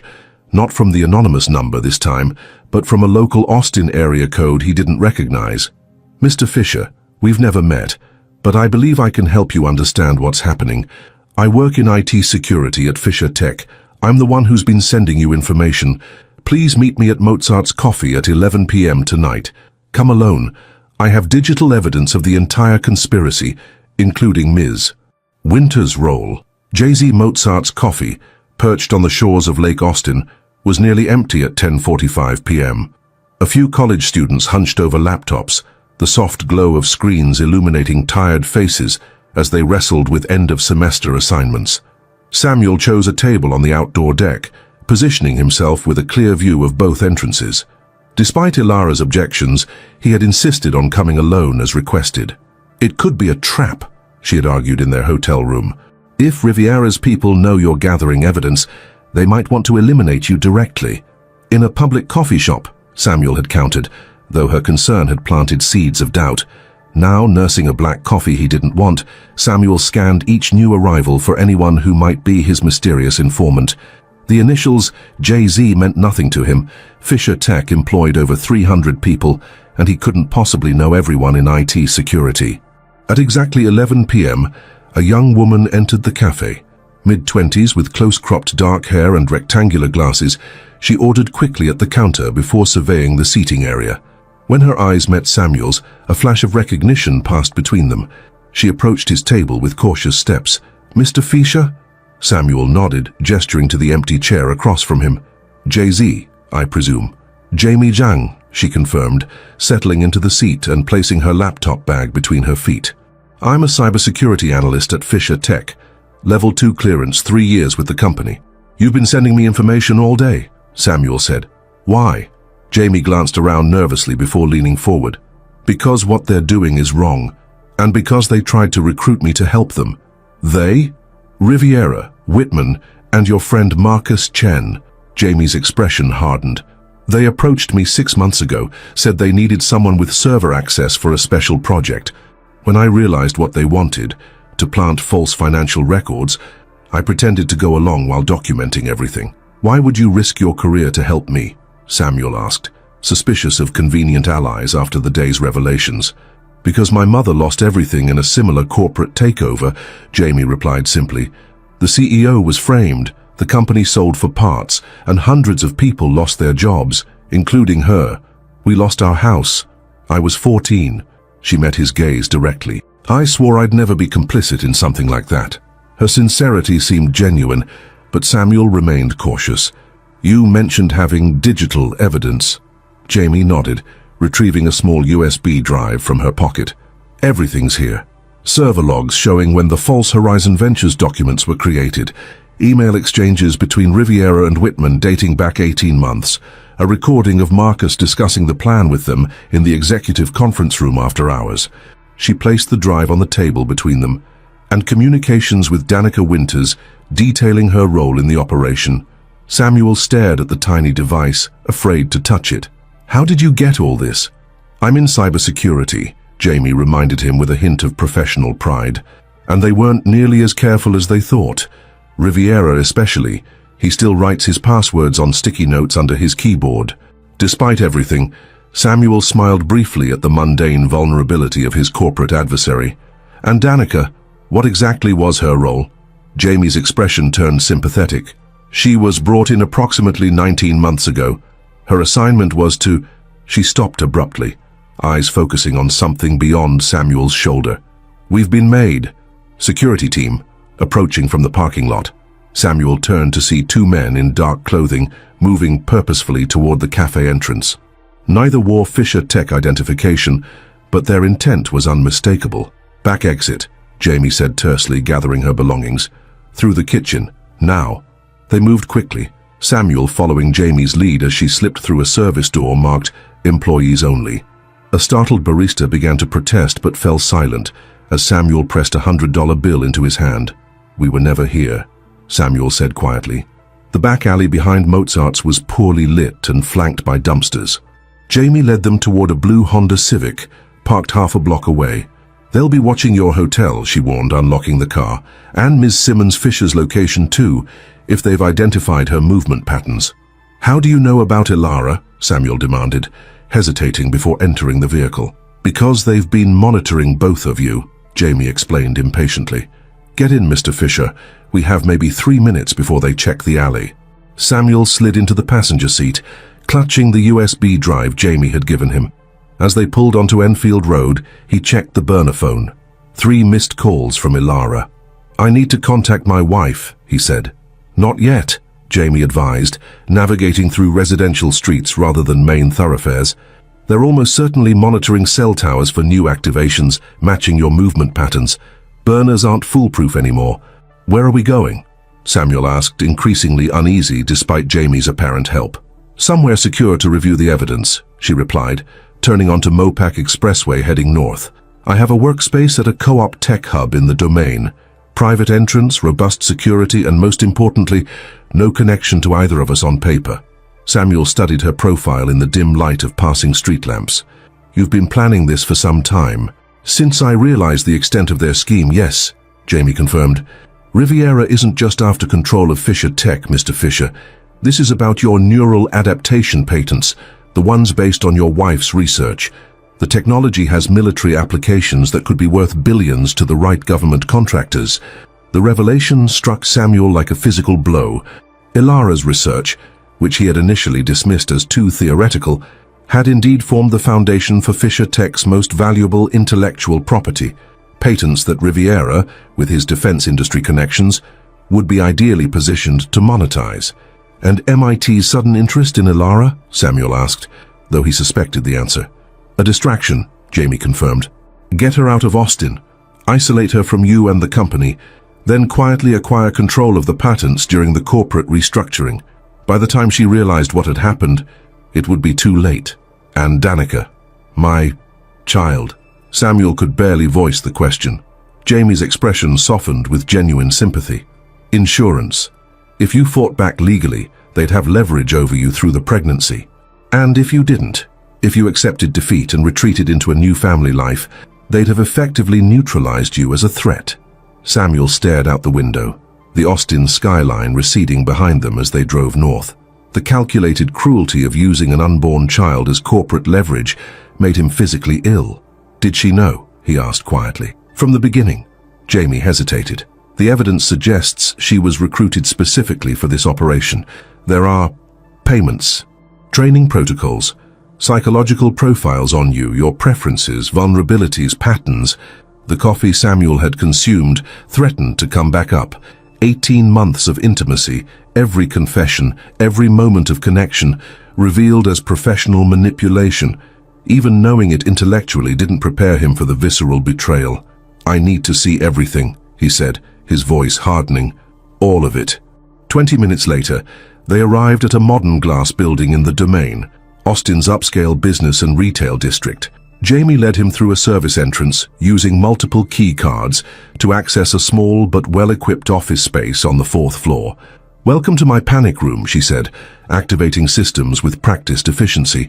Off-grid power backup, air-gapped computers for reviewing sensitive materials, and a decent coffee machine. Under different circumstances, Samuel might have been impressed by the young woman's foresight. Now he focused solely on the USB drive that might contain the full measure of his humiliation and the path to his redemption. "Before we start," Jamie said, connecting the drive to a standalone computer, "you should contact your wife. Use this." She handed him a satellite phone. "Untraceable, at least temporarily. But be brief. Assume everything you say is compromised." Samuel dialed the number for Ilara's burner phone, his heart pounding as it rang. "Samuel," Ilara's voice carried unmistakable relief. "Where are you? 2 men came to the hotel room looking for you. I barely got out through the service elevator." "Are you safe?" he asked urgently. "Yes, I'm with Brooke." Samuel froze. "Brooke? Jamie just showed me evidence suggesting she might be compromised." A brief silence followed. "She came to the hotel after you left. Said she had proof Riviera was working with federal authorities on an indictment against you. She seemed genuinely concerned, Samuel." Samuel looked to Jamie, who was shaking her head emphatically. "Ilara, listen carefully," he said, keeping his voice calm. "Brooke may be part of this. You need to get away from her immediately." "That's absurd," Ilara replied. "She's been your legal counsel for years. She helped us file the neural network adaptation patents." "Exactly," Samuel insisted. "She has intimate knowledge of our most valuable intellectual property. Ilara, please, find an excuse to leave. Now." Another pause, longer this time. "She's offering to drive me to a safe house in Lake Travis," Ilara finally said. "Says Riviera's people won't think to look there." "Don't go," Samuel urged. "Make an excuse. Say you need to use the restroom, anything. Just get away." "Okay," Ilara whispered. "I'll call you back." The line went dead, leaving Samuel staring at the satellite phone in mounting panic. "If Brooke's involved," he said to Jamie, "Ilara's in immediate danger." "We should review the evidence first," Jamie advised, gesturing to the monitor, where files from the USB drive were already organized in folders. "Confirm Brooke's role before you do anything rash." Samuel nodded reluctantly, moving to stand behind Jamie as she navigated through the files. The first folder contained email exchanges between Riviera and Whitman, dating back nearly 2 years. The conversations began innocuously, discussions of potential academic industry partnerships, but quickly evolved into explicit planning. "The wife is the key," Riviera had written in one email from March 2023. "Her research underpins their most valuable patents, but Fisher has marginalized her contributions. Classical vulnerability pattern, professional frustration, personal neglect. W. Will make initial academic approach in Q3. They identified Ilara as your weak point," Jamie explained unnecessarily. "Exploited the growing distance between you." The next folder contained surveillance reports on Samuel's movements, with particular attention to his recurring trips to San Francisco. A detailed profile of his preferences in women, his typical business travel patterns, and recommended approaches for making contact painted a chilling picture of premeditated seduction. "And this," Jamie said, opening a video file, "is from a Fisher Tech boardroom meeting that wasn't on any official calendar. 3 months ago. The footage showed Riviera, Whitman, Marcus, and to Samuel's dismay, Brooke, seated around the conference table after hours. "The MIT position is secured," Whitman was saying on screen. "She'll accept. It's too prestigious to decline, especially given the domestic situation." "And Fisher?" Riviera asked. "Still completely in the dark," Marcus replied with a smile that turned Samuel's stomach. The beautiful irony is that he's actually relieved she's considering leaving. Makes his own exit strategy simpler. "Speaking of which," Brooke interjected, "Danica reports the pregnancy is progressing normally.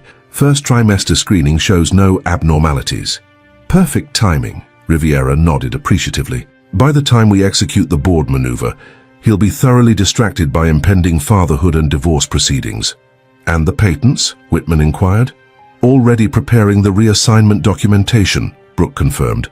"During the transition period, legal oversight will fall to me. I can ensure the intellectual property is properly secured before anyone realizes its significance." Samuel stepped back from the screen, physically repulsed by the calculated betrayal of his oldest professional allies. "Why?" he whispered. "Why would Marcus do this? Why would Brooke?" Jamie closed the video file, turning to face him. "Money, primarily." Riviera offered Marcus the permanent CTO position with significantly expanded equity. "And Brooke," she hesitated. "Brooke appears to have more personal motivations." "Meaning?" Jamie opened another folder, revealing photographs of Brooke and Riviera in intimate situations, entering hotel rooms, dining at secluded restaurants, embracing in a private residence. "They've been involved for approximately 16 months, Jamie explained. "Based on the communications I've intercepted, their relationship predates the conspiracy against you." Samuel sank into a nearby chair, the cumulative weight of betrayal threatening to crush him. His oldest friend, his trusted legal counsel, his pregnant lover, all orchestrated by a man whose corporate ambitions apparently knew no ethical boundaries. The satellite phone rang, startling both of them. Samuel answered immediately. "I'm clear," Ilara said without preamble, her voice hushed and strained. "Said I needed feminine products from the convenience store. She offered to go for me, but I insisted, walking north on Congress Avenue now." "Can you get to the domain?" Samuel asked. "We're at a secure location with evidence of the entire conspiracy." "I can get a rideshare," Ilara confirmed. "But Samuel, Brooke received a call just before I left. I heard her say something about accelerating the timeline and securing the target. I think they know you have evidence." Samuel looked to Jamie, who was already checking security feeds on another monitor. "They'll track the rideshare account," she warned, "and facial recognition might flag her at the domain entrances." "We need to move," Samuel decided. "Pick up Ilara somewhere less obvious and go directly to people who can help us." "Who exactly do you trust at this point?" Jamie asked reasonably. The question pierced Samuel's confidence. With Marcus and Brooke revealed as traitors, his circle of trust had contracted dramatically. Who remained beyond suspicion? Who had the power to counter Riviera's far-reaching influence? A sudden realization dawned. "The board meeting tomorrow," he said. "Riviera's called the full board to review the evidence supposedly vindicating me." "It's likely a trap," Jamie cautioned. "Or an opportunity," Samuel countered. "If we can present your evidence directly to the full board, Riviera won't be able to control the narrative. Some directors, like Jennifer Liang and Robert Carmanos, have no connection to Riviera. They'd have no reason to protect him if presented with clear evidence of corporate espionage and fraud." Jamie considered this, nodding slowly. "It could work, but we'd need to secure the evidence and ensure your physical safety until the meeting." The satellite phone rang again.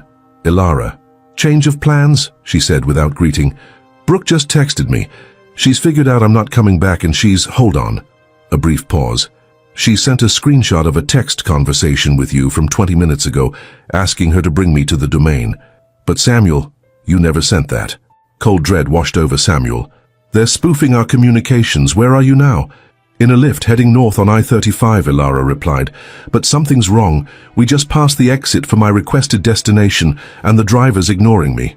Samuel's mind raced. "Can you share your location from the rideshare app?" "I tried." Ilara's voice tightened with fear. "The app is frozen." "Samuel, I think this isn't a real lift. The driver's wearing some kind of earpiece." Jamie was already moving, gathering equipment with practiced efficiency. "They're bringing her to us," she said grimly. "Or trying to. They must have tracked the satellite connection." Stay on the line, Samuel instructed Ilara. We're coming to you. No time, Jamie countered, tossing him a set of car keys. Take my car. South Garage, level B2, space 2R17. I'll coordinate from here using traffic cameras to track her vehicle. You're not coming, Samuel asked, surprised. Someone needs to secure the evidence, Jamie replied, already copying files to multiple backup drives, and guide you to her location. Go, now. Samuel didn't waste time arguing. With the keys and satellite phone in hand, he raced to the parking garage. Jamie's blue Civic chirped as he unlocked it remotely, sliding into the driver's seat with desperate urgency. I'm in the car, he reported to Ilara. Can you see any landmarks? Street signs? We just passed a sign for Highway 183, Ilara replied, her voice admirably calm despite the circumstances. Heading west now. The doors are locked, Samuel. Child safety locks activated. I'll find you, he promised, pulling out of the garage and heading toward the nearest entrance to Highway 183. Jamie will track your vehicle using traffic cameras. As if on cue, Jamie's voice came through the satellite phone, which was now on speaker. I've got a visual on a black Chevy Suburban matching your timeline, westbound on 183 passing Mopac. License plate TXD 7291. Can you confirm, Ilara? I can't see the plate from inside, Ilara replied. But it's definitely a black Suburban. Stay on the main road, Jamie instructed Samuel. I'll guide you to intercept. They appear to be heading toward Lakeway. Samuel pushed the Honda to its limits, weaving through the minimal late-night traffic on Highway 183. The city lights began to thin as they headed west toward the Hill Country and Lake Travis area. Any idea where they're taking her? He asked Jamie. Based on their trajectory, possibly one of several private properties owned by shell companies connected to Riviera, Jamie replied. He maintains a compound near Lakeway for corporate retreats. Isolated, private security, boat access to the lake. Why take her there? Samuel wondered aloud. What do they gain by abducting her now? Leverage, Ilara answered herself, her voice tight but controlled. They know you have evidence against them. I'm their insurance policy. The simple logic of it struck Samuel with sickening clarity. With Ilara as hostage, they could force him to surrender Jamie's evidence, effectively neutralizing the threat to their conspiracy. They're turning onto Lakeway Boulevard, Jamie reported. You're approximately 4 minutes behind them. I'm sending coordinates to the sat phone's GPS. Samuel followed the directions, pushing the modest Honda as fast as it would go along the winding roads of the affluent lakeside community, million-dollar homes perched on hillsides overlooking Lake Travis, most dark at this late hour. I think we're stopping, Ilara whispered. Gated entrance. Private road. Lakeway Vista Court, Jamie confirmed. Riviera's compound is at the end of that road. Half-mile private drive, security gate with guard station. How do I get to her? Samuel demanded, nearing the turnoff. You don't, Jamie replied bluntly. Not alone, not without getting both of you killed. We need law enforcement. After everything we've seen, you want to trust the police, Samuel countered. Riviera has connections everywhere. They could be compromised too. Not everyone, Jamie insisted. I've been preparing for this scenario, Mr. Fisher. There are still people within the system who can't be bought. The driver's getting a call, Ilara interrupted, her voice barely audible. He's saying they should wait for Riviera before bringing me inside. Something about the other package being secured first. Samuel's blood ran cold. What other package? A sudden impact jolted the Honda, sending it skidding toward the shoulder. Samuel fought the steering wheel, narrowly avoiding a guardrail as he glimpsed a dark SUV behind him, accelerating for another strike. I'm being pursued, he reported tersely, accelerating away from the threat. Black SUV, tinted windows. They must have been waiting for you, Jamie realized. Mr. Fisher, you need to get out of there now. If they capture you too, we lose everything. The SUV rammed him again, harder this time. The Honda's lighter frame stood little chance against the deliberate assault. Samuel struggled to maintain control as the road curved sharply around a hillside, Lake Travis glittering darkly below. Samuel? Ilara's voice carried rising panic. What's happening? I'll be fine, he lied, swerving to avoid another impact. Jamie, I need options. How do I reach Ilara? The answer came not from Jamie, but from the road ahead, where two more SUVs now blocked his path, forming an impromptu roadblock. Samuel hit the brakes, the Honda skidding on the asphalt as he desperately sought an escape route. There was none. The pursuing vehicle closed in behind him, while armed men emerged from the roadblock ahead, weapons drawn and aimed at his car. "Samuel?" Ilara's voice called from the speaker. "Samuel, answer me!" He reached for the phone, but before he could respond, the driver's window shattered. Something struck his neck, a sharp sting followed by spreading numbness. As darkness encroached on his vision, Samuel heard Jamie's voice from the satellite phone, increasingly distant. "Mr. Fisher, Mr. Fisher, they've found my location. Someone inside Fisher Tech must have..." The transmission cut off abruptly, leaving only static as Samuel slumped against the steering wheel, consciousness fading. His last coherent thought was of Ilara, brilliant, loyal Ilara, who deserved far better than the fate his mistakes had engineered for them both. Consciousness returned to Samuel in waves, each bringing sharper pain and clearer awareness. His mouth felt desert dry, his thoughts sluggish and disjointed. When he finally managed to open his eyes, the space around him gradually came into focus. A modernist room with floor-to-ceiling windows overlooking Lake Travis, its waters reflecting the first hints of dawn. He was seated in a leather armchair, his wrists secured to the armrests with plastic zip ties. Experimental pressure confirmed they were pulled tight enough to prevent escape, but not circulation. Professional work. "Water?" a familiar voice asked from somewhere to his left. Samuel turned his head, wincing at the resulting throb of pain. Marcus Chen stood beside a sleek wet bar, holding a glass of water with a straw. "Why?" Samuel croaked, ignoring the offered drink. Marcus sighed, setting the glass on a side table within Samuel's reach. "It's complicated." "Try me?" Samuel challenged, his voice gaining strength as the drugged fog continued to lift. 18 years of friendship deserves at least an explanation." Marcus paced to the window, silhouetted against the emerging sunrise. "You stopped listening, Samuel, years ago. You had this brilliant, insightful woman beside you offering revolutionary ideas, and you repeatedly dismissed her research as too theoretical." He turned, his expression surprisingly earnest. "Do you have any idea what Ilara's neural adaptation models are actually worth? Not just commercially, but strategically." "Apparently enough to justify betraying your oldest friend," Samuel replied coldly. "It wasn't personal," Marcus insisted, "at least not initially. Riviera approached me after you shelved the third iteration of Ilara's adaptive learning protocol. He recognized its potential immediately. Applications in defense systems, autonomous weapons platforms, intelligence analysis. Billions in government contracts that you were too focused on consumer applications to pursue. So this is about money," Samuel concluded flatly. Marcus shook his head. "It's about vision, about recognizing transformative technology and ensuring it reaches its full potential. You were limiting what Fisher Tech could become. By refusing to turn my wife's research into weapons," Samuel stated, the irony bitter on his tongue. Now, when it was far too late, he finally understood the true value of what Ilara had created and what he had failed to protect. "Where is she?" he demanded, straining against his restraints. "Where's Ilara?" "Safe," another voice answered, as Arthur Riviera entered the room immaculately dressed despite the early hour. "And considerably more comfortable than you, I assure you." Brooke followed him into the room, avoiding Samuel's gaze entirely. The three architects of his downfall now stood before him, their conspiracy fully realized. "What happened to Jamie Jiang?" Samuel asked, dreading the answer. "Ms. Jiang has been dealt with," Riviera replied dismissively, "though I must commend her ingenuity. We didn't realize she'd been documenting our activities until quite recently. A significant oversight on our part." Samuel's stomach twisted at the casual way Riviera spoke of dealing with Jamie. "If you've hurt her..." "Spare me the empty threats," Riviera interrupted. "You're hardly in a position to make demands."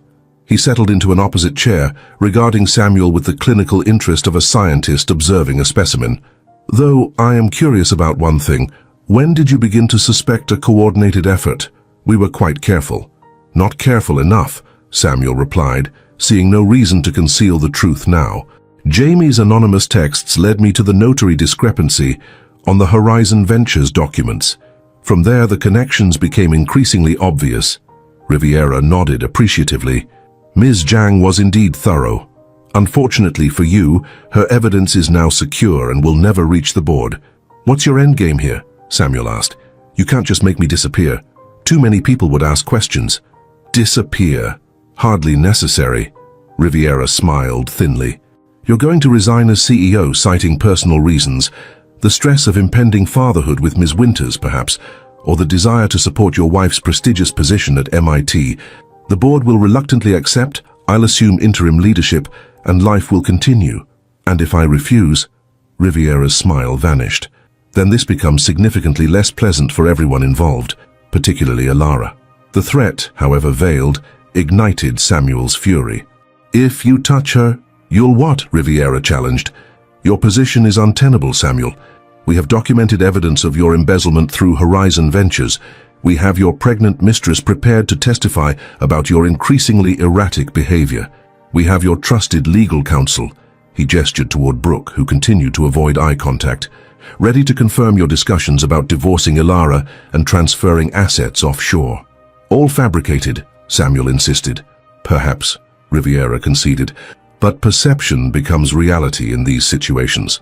By the time any investigation determined the truth, your reputation and career would be irreparably damaged. He leaned forward. Or you can accept a generous severance package, retain your equity stake as a silent partner, and walk away with your dignity relatively intact. The offer was more reasonable than Samuel had expected, instantly triggering his suspicion. What's the catch? Smart man, Riviera nodded approvingly. The catch, as you put it, is that the neural adaptation patents transfer completely to Fisher Tech. No personal claims, no royalties beyond your standard equity position. And there it was, the true objective of the entire elaborate scheme. Not just to remove Samuel as CEO, but to secure unchallenged corporate control of Alara's revolutionary technology. Those patents are jointly held, Samuel pointed out. Alara would need to agree to any transfer. Riviera waved this away. Already arranged.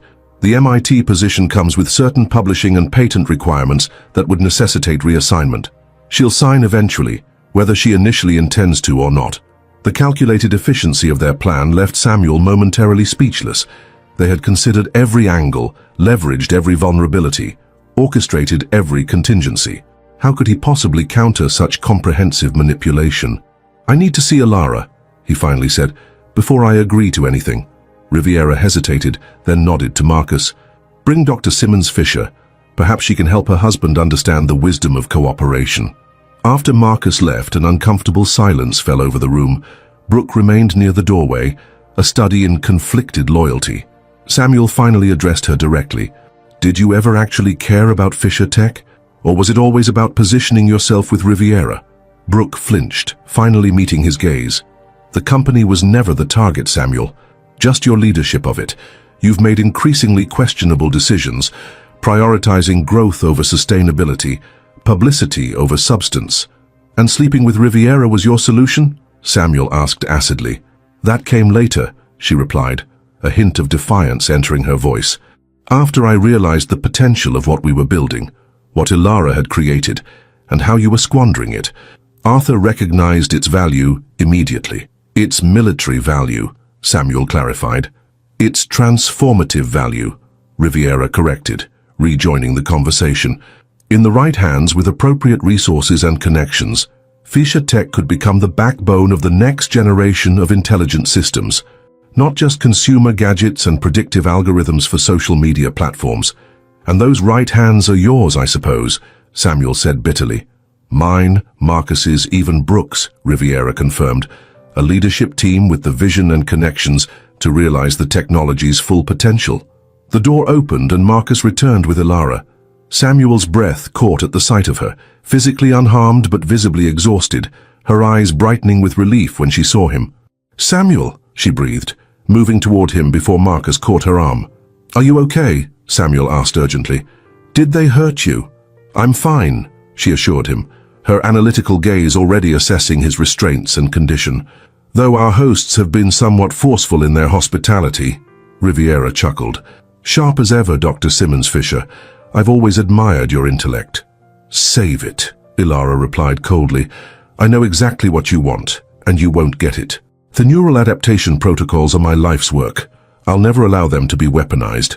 Such idealism, Riviera sighed. Admirable, but ultimately impractical.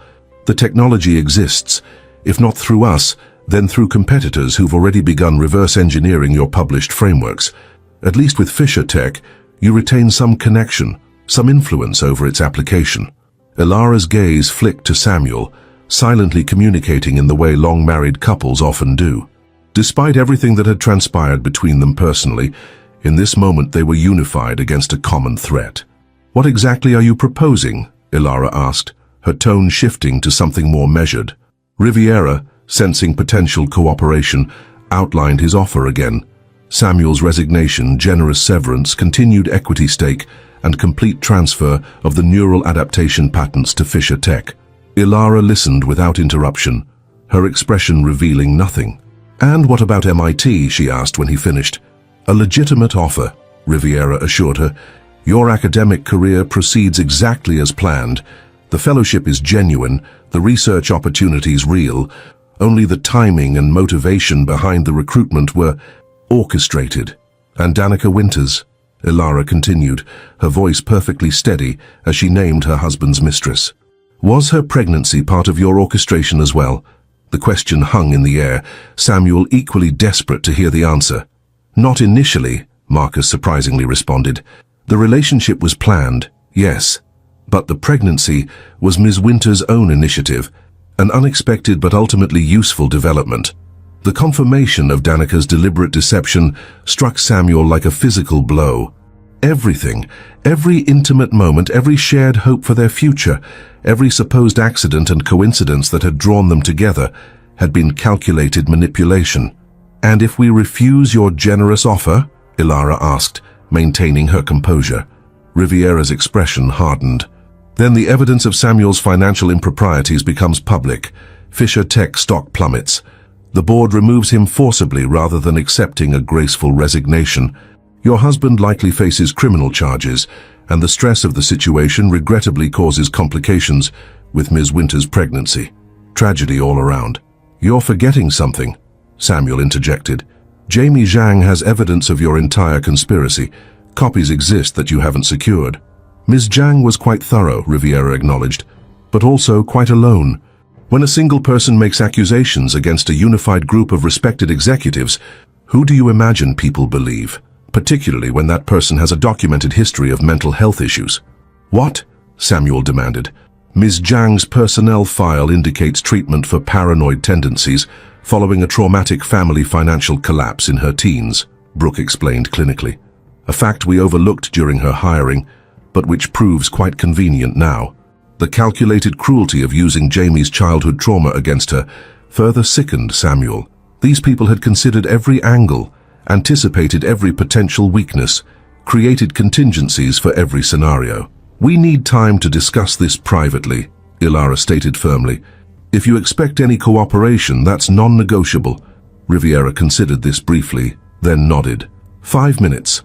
Marcus will remain in the room, but at a distance. We're not barbarians, despite what you may think." After Riviera and Brooke exited, Marcus positioned himself by the door, ostensibly giving them privacy while maintaining visual surveillance. Ilara immediately moved to Samuel's side, her fingers working at his restraints while maintaining the appearance of simply holding his hand. "They haven't found all of Jamie's evidence," she whispered, her lips barely moving. "She contacted me directly before they took her. Backup files are with Jennifer Liang from the board. Dead man switch activated if Jamie doesn't check in by 8 a.m. Hope flickered in Samuel's chest for the first time since regaining consciousness. Jennifer Liang, Fisher Tech's most independent board member, had always maintained professional distance from both Samuel and Riviera's factions. If she received Jamie's evidence— "What time is it now?" he whispered back.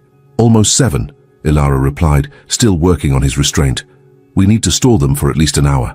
Samuel nodded minutely, mindful of Marcus watching from across the room. "What about Danica? Is she here?" "In another room," Ilara confirmed. "I heard them discussing her when they brought me in. She's not entirely a willing participant anymore from what I gathered. Got cold feet when they moved from corporate espionage to actual abduction." A tiny thread of the zip tie gave way under Ilara's persistent manipulation. Samuel kept his expression neutral, fighting the urge to glance at his wrist.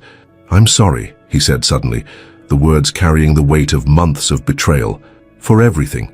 Danica, the affair, dismissing your research. I've been an absolute fool." Ilara's fingers paused briefly before resuming their work on the restraint. Yes, you have, she agreed softly, but that's a conversation for later, if we survive this particular crisis. The simple possibility of later, that she hadn't completely written him off despite his betrayal, gave Samuel renewed determination. We need to get to Jennifer Liang before they realize the evidence is with her.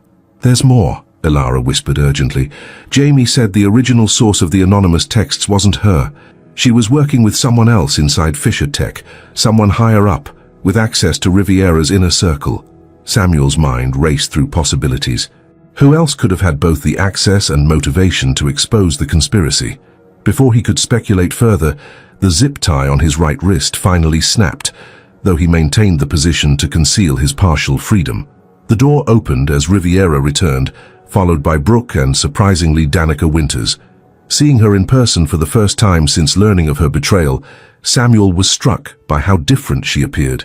The carefree sensuality that had so attracted him was gone, replaced by visible anxiety. Her hand rested protectively over her slightly swollen abdomen, a gesture that still provoked complicated emotions, despite knowing the conception had been calculated. Ms. Winters insisted on being present for this discussion, Riviera explained, his tone suggesting irritation with the deviation from his plan. Danica avoided Samuel's gaze initially, then forced herself to meet it directly. I didn't know it would go this far, she said, her voice smaller than he remembered. Corporate intelligence was one thing, but this, she gestured at Samuel's restraints. This isn't what I agreed to. How very convenient to develop a conscience now, Ilara remarked coolly. Your decision time has expired, Riviera interrupted, clearly displeased by Danica's unexpected appearance. What will it be, Samuel? The reasonable path forward or the unnecessarily destructive one? Samuel exchanged a quick glance with Ilara, who gave an almost imperceptible nod. I need assurances, he stalled.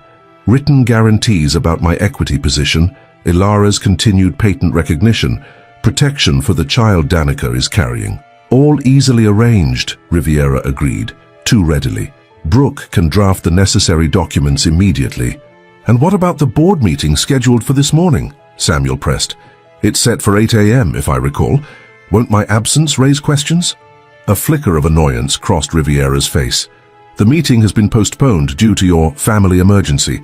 The board has been notified that you're dealing with a personal matter and will communicate your decision about continuing as CEO within 48 hours. Very efficient, Samuel observed. Though I wonder how Jennifer Liang responded to that. She's generally quite insistent on proper governance procedures. The subtle probe hit its mark. Riviera's expression tightened fractionally. Ms. Liang has been appropriately informed, like all board members. Samuel nodded thoughtfully, continuing to stall. And the evidence Jamie Zhang collected? I assume you've secured all copies? Ms. Zhang's delusional accusations have been contained, Riviera confirmed confidently. Her access to Fisher Tech systems has been revoked, and any supposed evidence she compiled is now in our possession, including the files she sent to Jennifer Liang? Ilara asked innocently. The room went suddenly, dangerously still. Riviera's expression hardened as he turned to Marcus. You assured me all external communications were intercepted. They were, Marcus insisted, though uncertainty had crept into his voice. We monitored all her known accounts, devices, and communication channels. Apparently not all of them, Samuel observed, allowing himself a small smile. Jamie was more resourceful than you anticipated. Riviera's composure cracked, revealing the ruthless calculation beneath his polished exterior. Marcus, call Liang immediately. Brooke, prepare contingency statements about Zhang's mental instability and unauthorized access to sensitive corporate information. As his conspirators scrambled to contain this new threat, Riviera turned back to Samuel and Ilara, his expression now openly menacing. This changes nothing. You're still in my custody, without means of communication or escape. By the time any evidence reaches the proper authorities, the situation here can be resolved. The implicit threat hung heavy in the air. Samuel tensed, sensing the situation deteriorating rapidly. His right hand was free, but his left remained secured, and he was still outnumbered and potentially outgunned. Arthur, this wasn't the agreement, Brooke protested, her professionalism finally giving way to genuine alarm. Corporate restructuring is one thing. Threatening physical harm crosses every legal and ethical line. The time for half measures has passed. Riviera snapped. Too much has been invested to fail now because of some IT security employee's misguided crusade for justice. Samuel caught Ilara's eye, silently communicating a warning to be ready. Whatever happened next would unfold quickly. Danica had edged closer to the door, her earlier bravado replaced by visible fear as she witnessed Riviera's mask slipping. Marcus ended his call, his expression grave. Liang's not answering, and the board meeting, the real one, not our postponed version, begins in 20 minutes. She'll be there, along with everyone else expecting Samuel's appearance. Then we accelerate our timeline, Riviera decided coldly. Samuel signs the resignation and patent transfer immediately, with appropriate backdating. We release the statement about his personal difficulties and he was interrupted by the distinctive sound of helicopter rotors approaching, growing rapidly louder. Everyone froze, attention drawn to the windows, where a black helicopter was now visible, descending toward the property's helipad, visible on a lower terrace. "Are we expecting someone?" Brooke asked nervously. Riviera's face drained of color. "That's not one of ours." The next moments unfolded in controlled chaos. Riviera barked orders at Marcus to secure the property while reaching inside his jacket. For a phone or weapon, Samuel couldn't be sure. Taking advantage of the distraction, he finally revealed his freed right hand, immediately working to release his left wrist. Ilara, showing remarkable presence of mind, moved swiftly toward Danica. "If you meant what you said about not wanting this, now's the time to prove it," she whispered urgently. "Side door, down the hall. Can you get us out?" To Samuel's surprise, Danica nodded without hesitation. Service stairs to the lower terrace. The staff used them. Brooke, caught between loyalties and self-preservation, made a decision that surprised everyone. "Arthur, it's over," she stated firmly. "Whatever you're planning next, I won't be part of it." She moved deliberately to block his path to Samuel. "The helicopter is probably FBI. Jamie must have gone to federal authorities with evidence of interstate corporate espionage." Riviera regarded her with cold fury. "After everything we've built, you choose now to develop principles?" "Not principles," Brooke corrected. "Self-preservation. There's a line between aggressive corporate maneuvering and criminal conspiracy. You've crossed it, and I won't go down with you." The momentary standoff gave Samuel the precious seconds needed to free his left hand. In one fluid motion, he rose from the chair, positioning himself protectively in front of Ilara. "This is finished, Arthur," he declared, his voice steady despite the adrenaline coursing through him. "Whatever happens next, your reputation and career are over. The only question is whether you face those consequences with dignity or add kidnapping and assault to the charges." Before Riviera could respond, the mansion's security system chimed, indicating breached perimeters. Multiple vehicles could now be heard approaching on the private drive, their sirens cutting through the morning quiet. Riviera's careful composure finally shattered completely. "This isn't over," he snarled, backing toward a side door different from the one Danica had indicated. "Marcus, the contingency files!" Marcus hesitated, visibly torn between following his co-conspirator and surrendering to the approaching authorities. "Arthur, we should—" But Riviera was already gone, disappearing through the door, presumably toward some prepared escape route. Marcus stared after him, then at Samuel and Ilara, 18 years of friendship and recent betrayal hanging unresolved between them. "I truly believed we were doing the right thing for the technology," he said quietly, "that you were limiting its potential." "By refusing to weaponize it?" Samuel challenged. Marcus shook his head. "By refusing to see beyond consumer applications. The adaptive learning protocols could revolutionize everything from medical diagnostics to climate modeling. Not just weapons, Samuel, but you were so focused on quarterly profits and market share." Further conversation was interrupted as the front entry door burst open, revealing federal agents in tactical gear, weapons drawn. "FBI, everyone on the ground, hands where we can see them." As they complied, Samuel caught sight of Jamie Zhang entering behind the agents, accompanied by Jennifer Liang and, surprisingly, Nathan Whitman, the MIT professor who had supposedly been part of the conspiracy. "Samuel Fisher and Ilara Simmons Fisher," one agent called out. "Are you injured?" "We're unharmed," Ilara confirmed, though she remained protectively close to Samuel. Arthur Riviera just fled through that door. As agents moved to pursue, Jamie approached them, looking remarkably composed despite the circumstances. "I'm sorry it took so long to reach you," she said. "We had to ensure the evidence was secure and properly documented before moving in." "We?" Samuel questioned, looking at Whitman with undisguised suspicion. "Dr. Whitman has been working with us from the beginning," Jamie explained. The MIT offer was genuine, but when Riviera approached him about using it as part of their scheme, he contacted federal authorities. He's been gathering evidence on their conspiracy for months. Samuel turned to Whitman in disbelief. "You were the original anonymous texter, the one sending me clues before Jamie got involved." Whitman nodded. "I couldn't approach you directly without alerting Riviera's people, but I could drop breadcrumbs, hoping you'd follow the trail." He looked apologetically at Ilara. "The MIT offer is still open, by the way. No strings attached this time."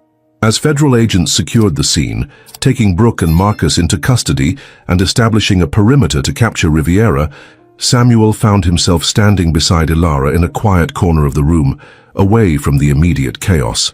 "I don't even know where to begin," he said quietly, "with apologies, explanations, or gratitude for your help when I least deserved it." Ilara regarded him thoughtfully. "I suggest beginning with the truth, the complete truth. No more secrets, no more compartmentalized lives. If there's anything this ordeal has taught me, it's that deception destroys everything it touches." Samuel nodded, acutely aware of how his own deceptions had created vulnerabilities that Riviera's team had expertly exploited. "I don't expect forgiveness," he said honestly, "but I want you to know that seeing everything clearly now, how I dismissed your research, how I took you for granted, how I betrayed your trust, I understand what I lost." "What about Danica?" Ilara asked directly. "And the child?" Samuel glanced across the room where Danica sat speaking with federal agents, one hand still protectively covering her abdomen. "If the pregnancy is real, I'll support them both, of course. But any relationship beyond that?" He shook his head. "I can't imagine building anything genuine from such comprehensive deception." "Rather ironic, coming from you," Ilara observed, though without the bitterness he might have expected. "Deserved," Samuel acknowledged. "I've been a hypocrite in more ways than I can count." An FBI agent approached, interrupting their conversation. "Mr. Fisher, Dr. Simmons Fisher, we need your formal statements. And there's something you should know. We've apprehended Riviera attempting to board a boat on the lake. He had transfer documents for your neural adaptation patents on his person, along with forged signatures." "Will the charges stick?" Samuel asked. "Corporate espionage, conspiracy, kidnapping, assault, fraud. Yes, they'll stick," the agent confirmed. "Though the investigation is ongoing, particularly regarding the extent of involvement from others at Fisher Tech." As the agent led them toward separate interview areas, Samuel caught Ilara's hand gently. "Whatever happens next with the company, with us, it's your decision. Your research, your life, your terms. I've forfeited any right to expectations." Ilara's expression softened slightly. "We'll see," she said, neither promising reconciliation nor closing the door completely. "First, let's ensure Fisher Tech survives this crisis. The neural adaptation technology is too important to be lost in corporate collapse or legal entanglements." Samuel nodded, releasing her hand. As they parted to give their statements, he was struck by Ilara's continued concern for the technology's future, despite the personal betrayals she'd endured. Her commitment to the work itself, regardless of personal cost, highlighted everything he'd failed to appreciate about her and everything he'd compromised in himself along the way. 6 weeks later, Samuel stood at the large windows of what had once been his office at Fisher Tech headquarters, now temporarily occupied by Jennifer Liang as interim CEO. The Austin skyline stretched before him, unchanged despite how dramatically his own world had shifted. "The board's decision is final," Jennifer was saying behind him. "Marcus and Brooke have been removed permanently, with their equity positions frozen pending legal outcomes. Riviera's assets within the company have been seized as evidence of conspiracy." Samuel nodded, turning back to face her. "And my position?" Jennifer's expression remained neutral. "You built this company, Samuel. No one disputes that. But you also created the vulnerabilities that nearly destroyed it, both through your personal choices and your management approaches." "I understand," he said quietly. "I'll submit my formal resignation immediately." "That's not what I'm suggesting," Jennifer corrected. "The board proposes a restructured leadership model. You would remain as Chief Innovation Officer, focusing on product development and strategic partnerships, your genuine strengths. I would continue as CEO, handling operational and financial oversight. And Ilara? Samuel asked, surprised by the unexpected offer. Doctor, Simmons Fisher has accepted a modified position with MIT that allows her to split her time between Cambridge and Austin, Jennifer explained. She'll head a new advanced research division at Fisher Tech, with complete autonomy over the neural adaptation technology's development and application, non-military applications only, per her requirement. The elegant solution addressed multiple issues simultaneously, maintaining corporate continuity, while implementing necessary ethical guardrails and respecting Ilara's boundaries. She agreed to this? Samuel asked, unable to keep the hope from his voice. With conditions, Jennifer confirmed, professional boundaries between your roles, complete transparency in all corporate decisions, and regular ethics committee oversight of technology applications. Samuel nodded, accepting the reasonable restrictions. And personally, did she say anything about... Jennifer's expression softened slightly. That's between you and her, Samuel, though I understand she's keeping the house in Westlake Hills while you've moved downtown. Temporary arrangements, Samuel acknowledged, until things become clearer between us. After concluding his meeting with Jennifer, Samuel rode the elevator down to the lobby, his future at Fisher Tech more defined, but his personal life still in limbo. As he crossed the atrium, he spotted a familiar figure waiting near the security desk, Danica. Her pregnancy was more visible now, approaching the end of the first trimester. She'd been cooperative with federal investigators, receiving immunity in exchange for testimony against Riviera. Samuel had maintained minimal contact, primarily through attorneys regarding financial support for the child. Samuel, she greeted him uncertainly. Thank you for agreeing to meet. You said it was important, he replied neutrally, as they moved to a seating area with some privacy. Danica took a deep breath. I've been offered a position in Chicago. Good company. Fresh start. She placed a hand on her stomach. I think it would be better for everyone if we put some distance between all this. Samuel studied her, searching for the manipulation that had characterized their relationship. Instead, he found only tired resignation and what appeared to be genuine regret. I'll still provide support, he assured her, and be involved in the child's life if that's what you want. I do, Danica confirmed, but I also think we need to acknowledge that any relationship between us was built on false pretenses. Whatever genuine feelings developed later can't erase that foundation. Samuel nodded, surprised by her insight and unexpected maturity. When do you leave? Next week, she replied. My doctor says it's safe to travel still. I'll send contact information through the attorneys. As she rose to leave, Danica hesitated. For what it's worth, I am sorry. Not just for my part in Riviera's scheme, but for how it hurt your wife. She didn't deserve that. The acknowledgement was small but significant. Perhaps the first completely honest exchange they'd ever had. Good luck in Chicago, Samuel offered, meaning it. After Danica left, Samuel remained seated, reflecting on the strange symmetry of his situation. His professional life, which had seemed destroyed beyond repair, was being cautiously rebuilt with new boundaries and oversight. His personal life, which he had arrogantly assumed he could control and compartmentalize, remained fractured and uncertain. His phone chimed with a message from Ilara. Dinner tonight? Neutral territory. Jeffrey's at 7:30. The restaurant where everything had begun to unravel, where Dean Patterson had inadvertently revealed MIT's interest in recruiting Ilara, setting in motion the chain of events that exposed Samuel's double life and Riviera's conspiracy. The choice of location couldn't be coincidental. I'll be there, he replied, uncertain what the invitation signified, but grateful for any opportunity to continue the difficult, necessary conversations about their future, whatever that might hold. That evening, as Samuel entered Jeffrey's restaurant, he spotted Ilara already seated at a quiet corner table. She wore a simple black dress he didn't recognize. Another small reminder of how their lives had begun to diverge even before the crisis forced them apart. Thank you for coming, she said as he sat opposite her. Thank you for the invitation, Samuel replied, resisting the urge to fill the silence with nervous chatter or premature apologies. After ordering drinks, Ilara regarded him thoughtfully. Jennifer told me about the restructured leadership proposal. Will you accept it? I'm considering it, Samuel answered honestly. It's more than I deserve, given everything that happened. The company still needs your vision, Ilara observed, just with appropriate constraints and oversight. The parallel to their marriage hung unspoken between them. Samuel finally addressed it directly. And us? Is there still something to salvage there as well with appropriate boundaries? Ilara took a measured sip of her wine before responding. I've been asking myself that question for weeks. Even before discovering your affair, our marriage had become a corporate partnership, more than a genuine connection.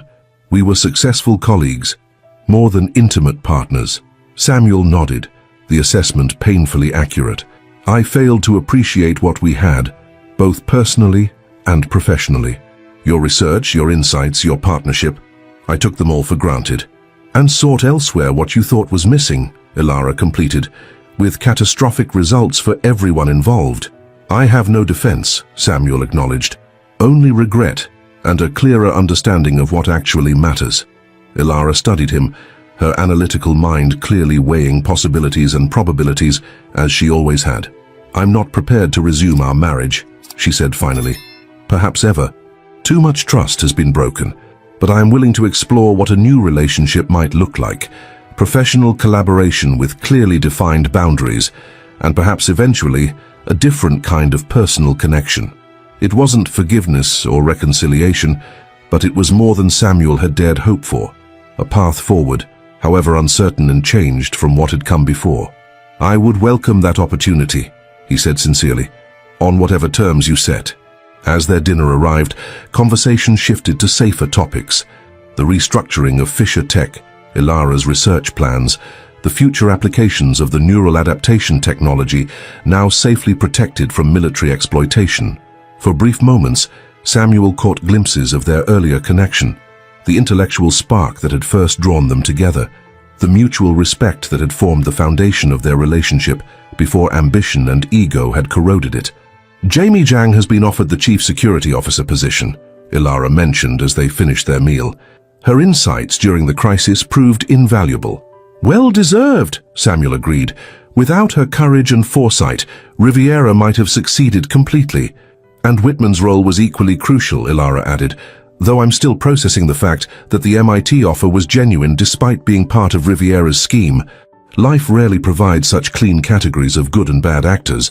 The observation struck Samuel as profoundly applicable to his own situation, neither wholly villain nor victim, but a complex mixture of poor choices, genuine remorse, and the potential for redemption. As they prepared to leave the restaurant, Samuel gathered his courage to ask the question that had been hovering unspoken all evening. Will you accept the MIT position? Split your time between Cambridge and Austin? Ilara nodded. The compromise makes sense professionally. The Advanced Research Division needs my direct oversight, but the MIT connection provides academic freedom and peer review that corporate environments often lack. And personally? Samuel pressed gently. Where will you call home? Ilara considered this as they walked toward the valet stand. For now, Austin remains home. The house in Westlake Hills provides stability during all this transition. She gave him a measuring look. Your downtown apartment is temporary, I understand? Month-to-month lease, Samuel confirmed. I didn't want to make any permanent decisions until things became clearer. They stood in the cool evening air, waiting for their respective cars. The distance between them, physical and emotional, remained substantial but no longer seemed unbridgeable. I've been thinking about something Jamie said during the investigation, Ilara remarked, breaking the momentary silence. About how vulnerabilities in systems aren't just weaknesses to be exploited, but also pathways to deeper understanding and eventual strengthening. The breakdown points to what needs reinforcement. Samuel considered this. Are we talking about neural networks or marriages now? A small smile played at the corner of Ilara's lips, the first he'd seen directed at him in months. Perhaps both. The principles might be more similar than we realize. The valet arrived with Ilara's Tesla first. As she accepted the keys, she turned to Samuel once more. Next week, I'll be presenting the initial framework for the Advanced Research Division to the board. Your input would be valuable if you're willing to collaborate professionally again. I'd like that, Samuel replied, recognizing the olive branch for what it was. Not forgiveness, but a cautious step toward a new kind of partnership. As Ilara drove away, Samuel remained on the curb, waiting for his car and reflecting on the extraordinary journey of the past weeks. from the pinnacle of success to the depths of betrayal, and back to this uncertain middle ground, not restored to his former position, but not destroyed completely either. A second chance of sorts, though not the one he might have envisioned. His phone chimed with a message from Jennifer Liang. Board unanimously approved the restructured leadership model. Your office will be relocated to the Innovation Center on the 32nd floor. New beginning, fresh perspective. Decision. Samuel gazed at the Austin skyline, the Fisher Tech building prominently illuminated against the night sky. The company he'd built, nearly lost, and now had the opportunity to serve in a different capacity. Like his relationship with Ilara, it would never be the same, but perhaps it could be something more thoughtfully constructed, with stronger ethical foundations and clearer boundaries. I accept, he replied, committing himself to the challenging path ahead. 1 week later, Samuel stood at the podium in Fisher Tech's main conference room, concluding his presentation to the board alongside Ilara. Their joint proposal for the Advanced Research Division had been met with enthusiastic approval, particularly the strict ethical guidelines governing applications of the neural adaptation technology. With proper oversight and collaborative development, Ilara emphasized as they finished, these systems can revolutionize healthcare diagnostics, environmental modeling, and educational accessibility without venturing into weaponization or surveillance applications. After the board members filed out, Samuel and Ilara remained behind, gathering their materials in companionable silence. It wasn't the easy intimacy they'd once shared, but it wasn't the strained tension of recent months either. Something new emerging from the wreckage of what had been destroyed. That went well, Samuel observed. Jennifer seemed particularly impressed with the ethical framework you developed. It's not just mine, Ilara corrected him. Your insights on implementation safeguards were essential. We make a good team professionally when we actually listen to each other. The gentle rebuke was deserved, and Samuel accepted it with a nod. I'm trying to be better at that. Listening, I mean. Not just to you, but to everyone. I've noticed, Ilara acknowledged. She hesitated, then added, I saw the baby's first ultrasound image. Danica sent it through her attorney. Samuel tensed slightly, uncertain how to navigate this delicate territory. Yes, she sent it to me as well. She's settled in Chicago now. A boy, Ilara said quietly. Have you thought about names? The question surprised him. Not just its content, but the calm curiosity behind it. Not yet. That feels presumptuous given the circumstances. Ilara gathered her tablet and notes, considering her next words carefully. Whatever happens between us, Samuel, that child is innocent in all this. And while I can't pretend the situation isn't painful for me, I won't stand in the way of you being a father to him. The generosity of this statement, from a woman who had endured both personal betrayal and professional undermining, humbled Samuel completely. Thank you, he said simply, words inadequate to express his gratitude. As they walked toward the elevator together, Ilara asked, Will you be at the memorial service for Marcus's father this weekend? The question caught Samuel off guard. Harold Chen had been like a second father to him during college, welcoming him into their home for holidays, when Samuel's own family situation had been difficult. I hadn't considered it. Given Marcus's role in everything, I assumed I wouldn't be welcome. Marcus called me yesterday, Ilara revealed. He's under house arrest pending trial, but has permission to attend the service. He specifically asked if we would come. Why would he want us there? Samuel asked, genuinely puzzled. I think he wants to make amends in whatever way possible, Ilara suggested. His father never knew about his betrayal. In Harold's eyes, you were always the son he never had. The mention of Harold Chen brought a rush of memories, family dinners, career advice, the proud smile when Fisher Tech had secured its first major contract. I'll go, Samuel decided. For Harold, not for Marcus. I'll meet you there, Ilara said as they reached the lobby. Separately for now. The qualification, for now, carried more hope than Samuel had dared embrace since their world had unraveled. Not a promise of reconciliation, but an acknowledgement that their current separation might not be permanent. 3 days later, at the memorial service for Harold Chen, Samuel stood at the back of the crowded funeral home, watching as friends and family paid their respects. Marcus sat in the front row, federal agents discreetly positioned nearby, a subtle reminder of his pending legal troubles despite this temporary compassionate release. Ilara arrived shortly after Samuel, carefully maintaining appropriate distance while exchanging polite greetings. They had agreed to present a united front of respect for Harold, without suggesting any personal reconciliation that might confuse those present. After the formal service, during the reception, Marcus approached them hesitantly, the federal agents maintaining a respectful distance, but clearly monitoring the interaction. "Thank you both for coming," he said quietly.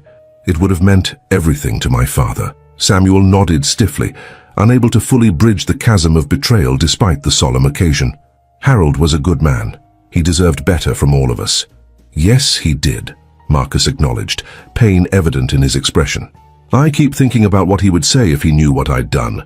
How I betrayed not just you, Samuel, but everything he taught us about honor and loyalty." "Why did you do it?" Samuel finally asked the question that had haunted him since discovering Marcus's role in the conspiracy. "After everything we built together," Marcus looked away briefly, gathering his thoughts. "It started with genuine concern about the direction of the company, your resistance to exploring certain applications of the technology, your increasingly unilateral decision-making, but it became something else when Riviera approached me. Ambition, resentment, the illusion of greater purpose." He met Samuel's gaze directly. "None of it justifies what I did.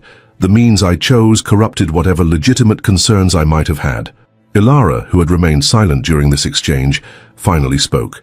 "The neural adaptation technology will now be developed with strict ethical oversight and collaborative governance. Ironically, the very model that might have prevented this entire situation had it been implemented earlier." Her observation carried no accusation, only a clear-eyed assessment of the systemic failures that had created vulnerabilities for Riviera to exploit. Samuel recognized the wisdom in her words. His own leadership style, with its emphasis on control and unilateral decision-making, had paradoxically weakened the company rather than strengthening it. "I'll be pleading guilty," Marcus informed them quietly. "Full cooperation with prosecutors in exchange for consideration during sentencing.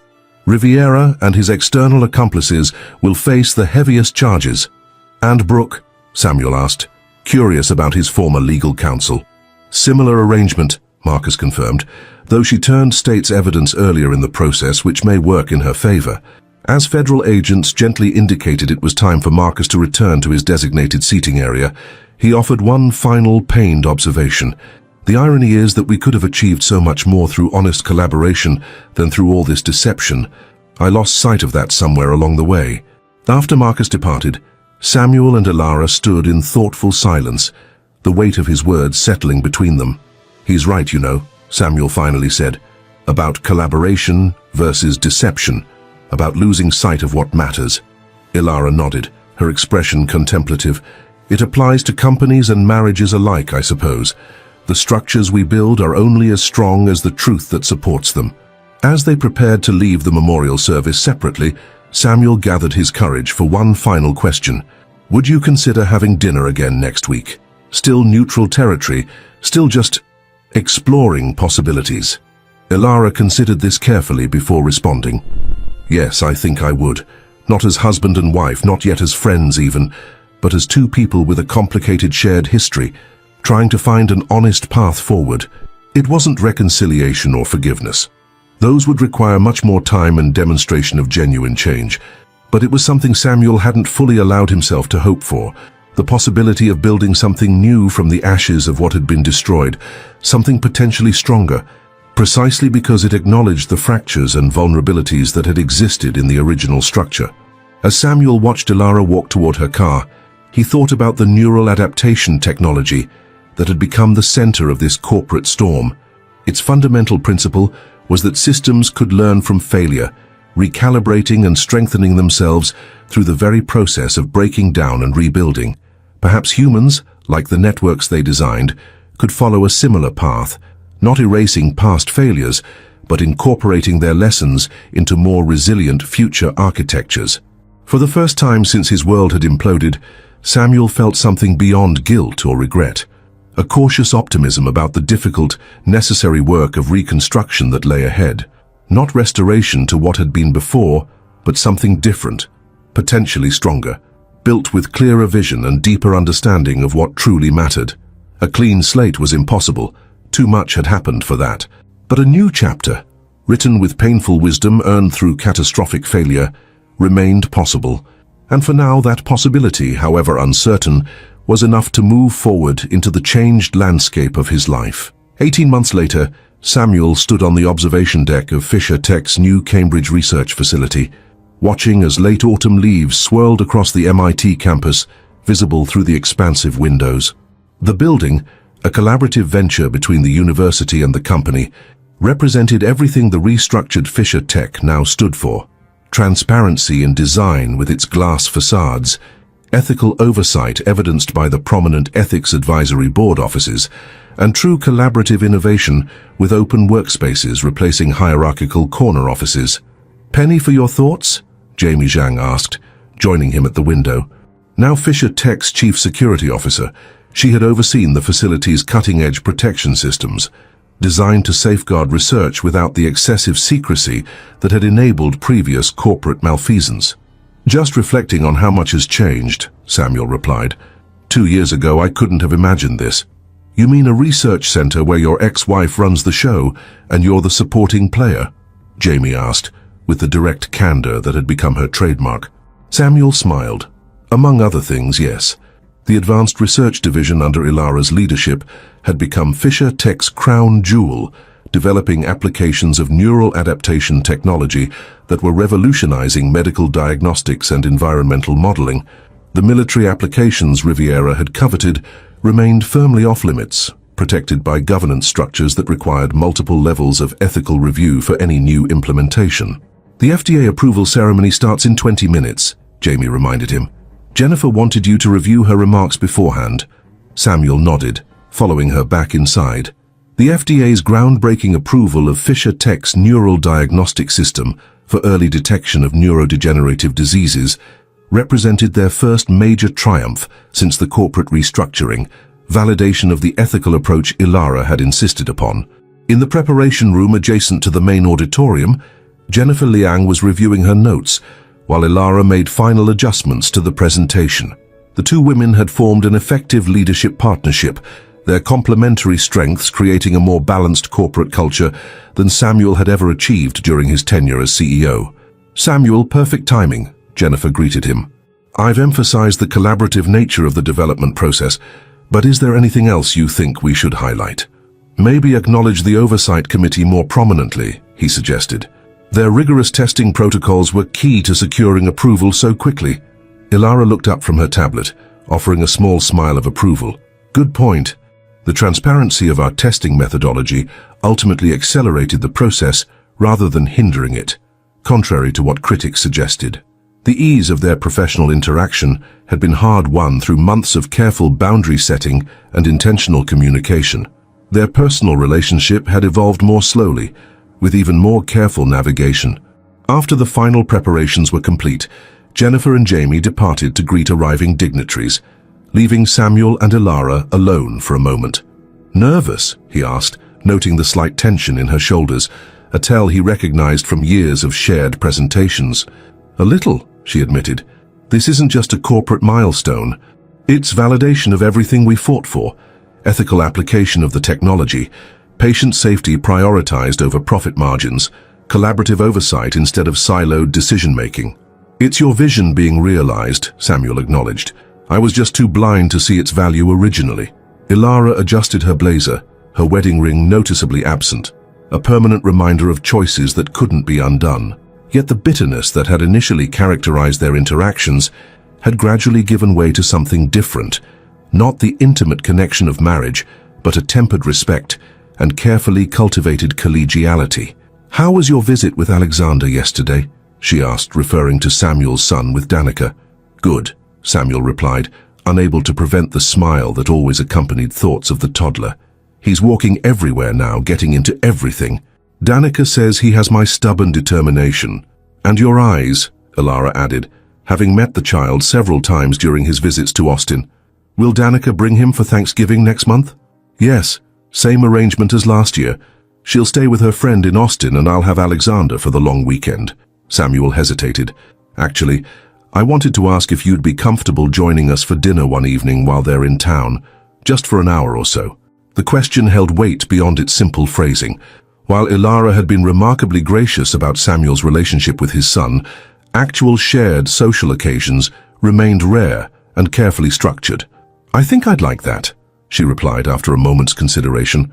"He's a wonderful child, Samuel. Despite everything, I'm glad he exists in this world." The generosity of this statement, from a woman who had once hoped to build a family with him before his betrayal, shattered those dreams, struck Samuel deeply. "Thank you," he said simply.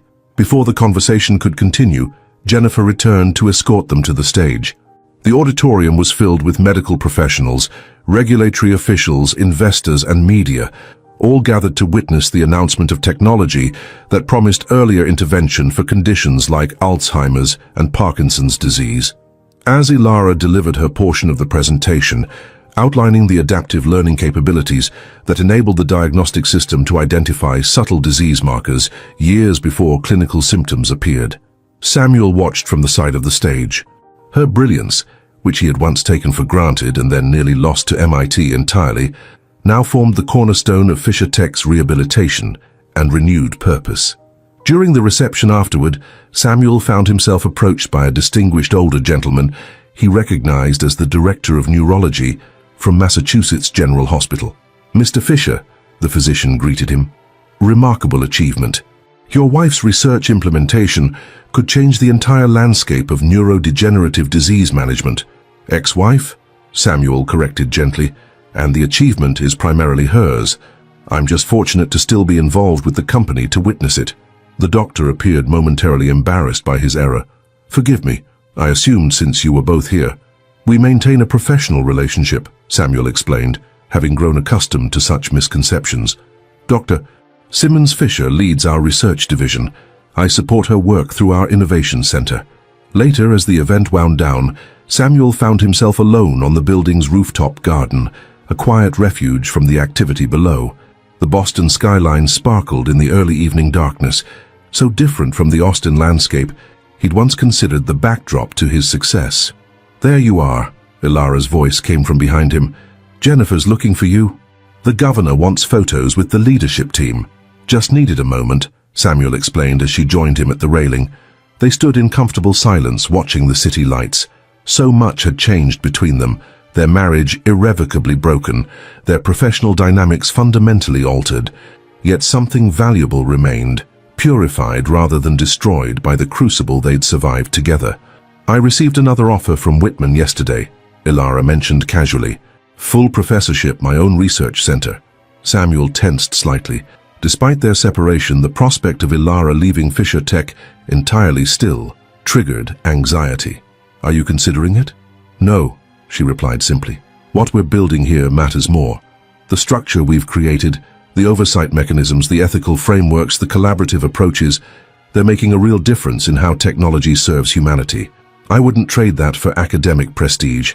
Relief washed over Samuel, followed by profound gratitude that despite everything that had transpired between them personally, this shared professional vision remained intact.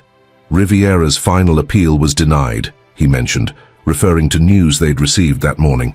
12 years without possibility of early parole." Ilara nodded solemnly. "Justice, I suppose. Though sometimes I wonder if any of this would have happened if we'd structured Fisher Tech differently from the beginning. More collaborative governance, stronger ethical oversight, less concentrated power. The Arthur Riviera Memorial Ethics Committee has a certain irony to it," Samuel observed wryly, referring to the oversight board that now approved all major technological applications at Fisher Tech. Ilara's laugh was genuine, a sound that had once been common between them and was now precious in its rarity. "Indeed, though I prefer to think of it as the Ilara Simmons Fisher I Told You So Committee." As they prepared to return downstairs for the final photographs, Samuel paused, needing to voice the realization that had struck him while watching the day's events unfold. "We built something better from the wreckage," he said quietly. "Not just the company, but this, whatever this is between us now. It's not what we had before, and it's certainly not what I would have chosen given the chance to go back and make different decisions. But it has its own integrity, its own value." Ilara considered this thoughtfully. "Systems that break catastrophically often rebuild stronger at precisely the fracture points," she observed. It's a fundamental principle in adaptive networks, and perhaps in human relationships as well. They rejoined the celebration downstairs, moving through the crowd separately, yet somehow connected by the shared understanding of their complex journey. Not husband and wife any longer, not even friends in the conventional sense, but partners in something that transcended easy categorization. A collaboration forged in betrayal's fire and tempered by hard-earned wisdom. Later that night, as Samuel prepared to return to his Cambridge apartment, he received a text message from Danica with a new photo of Alexander playing with building blocks. He's creating quite the tower. Engineering genes coming through.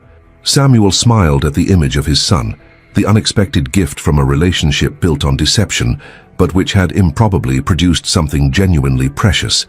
Like his restructured relationship with Ilara, like the transformed Fisher tech itself, Alexander represented possibility emerging from the wreckage of catastrophic failure, not erasing the past, but creating a future that integrated its painful lessons. As he typed a response to Danica, Samuel glanced at the illuminated Fisher tech sign visible from his window. The company name remained the same, but everything it stood for had been transformed, much like the man who had founded it, lost it, and found his way back to it in a different, perhaps wiser capacity. Some betrayals destroyed beyond repair. Others, if faced with sufficient courage and honesty, could become the foundation for something different, but equally valuable. Structures rebuilt precisely at the points of greatest vulnerability, stronger for having broken and been mindfully reconstructed. Not the life Samuel had planned, certainly not the one he had once believed he wanted, but walking the path of genuine accountability had led him somewhere unexpected, a life with clearer purpose, deeper understanding, and perhaps most surprisingly, authentic peace with the irreversible consequences of choices that could never be unmade. If this story touched your heart and you want to keep following inspiring and moving stories, be sure to check out our upcoming videos, subscribe to our channel, and turn on notifications to stay updated on new content that can brighten your journey and provide valuable insights. Join us and keep exploring stories that truly matter. I'm sure the next video that pops up on your screen will touch you as well, so click on it now, and we'll see you there.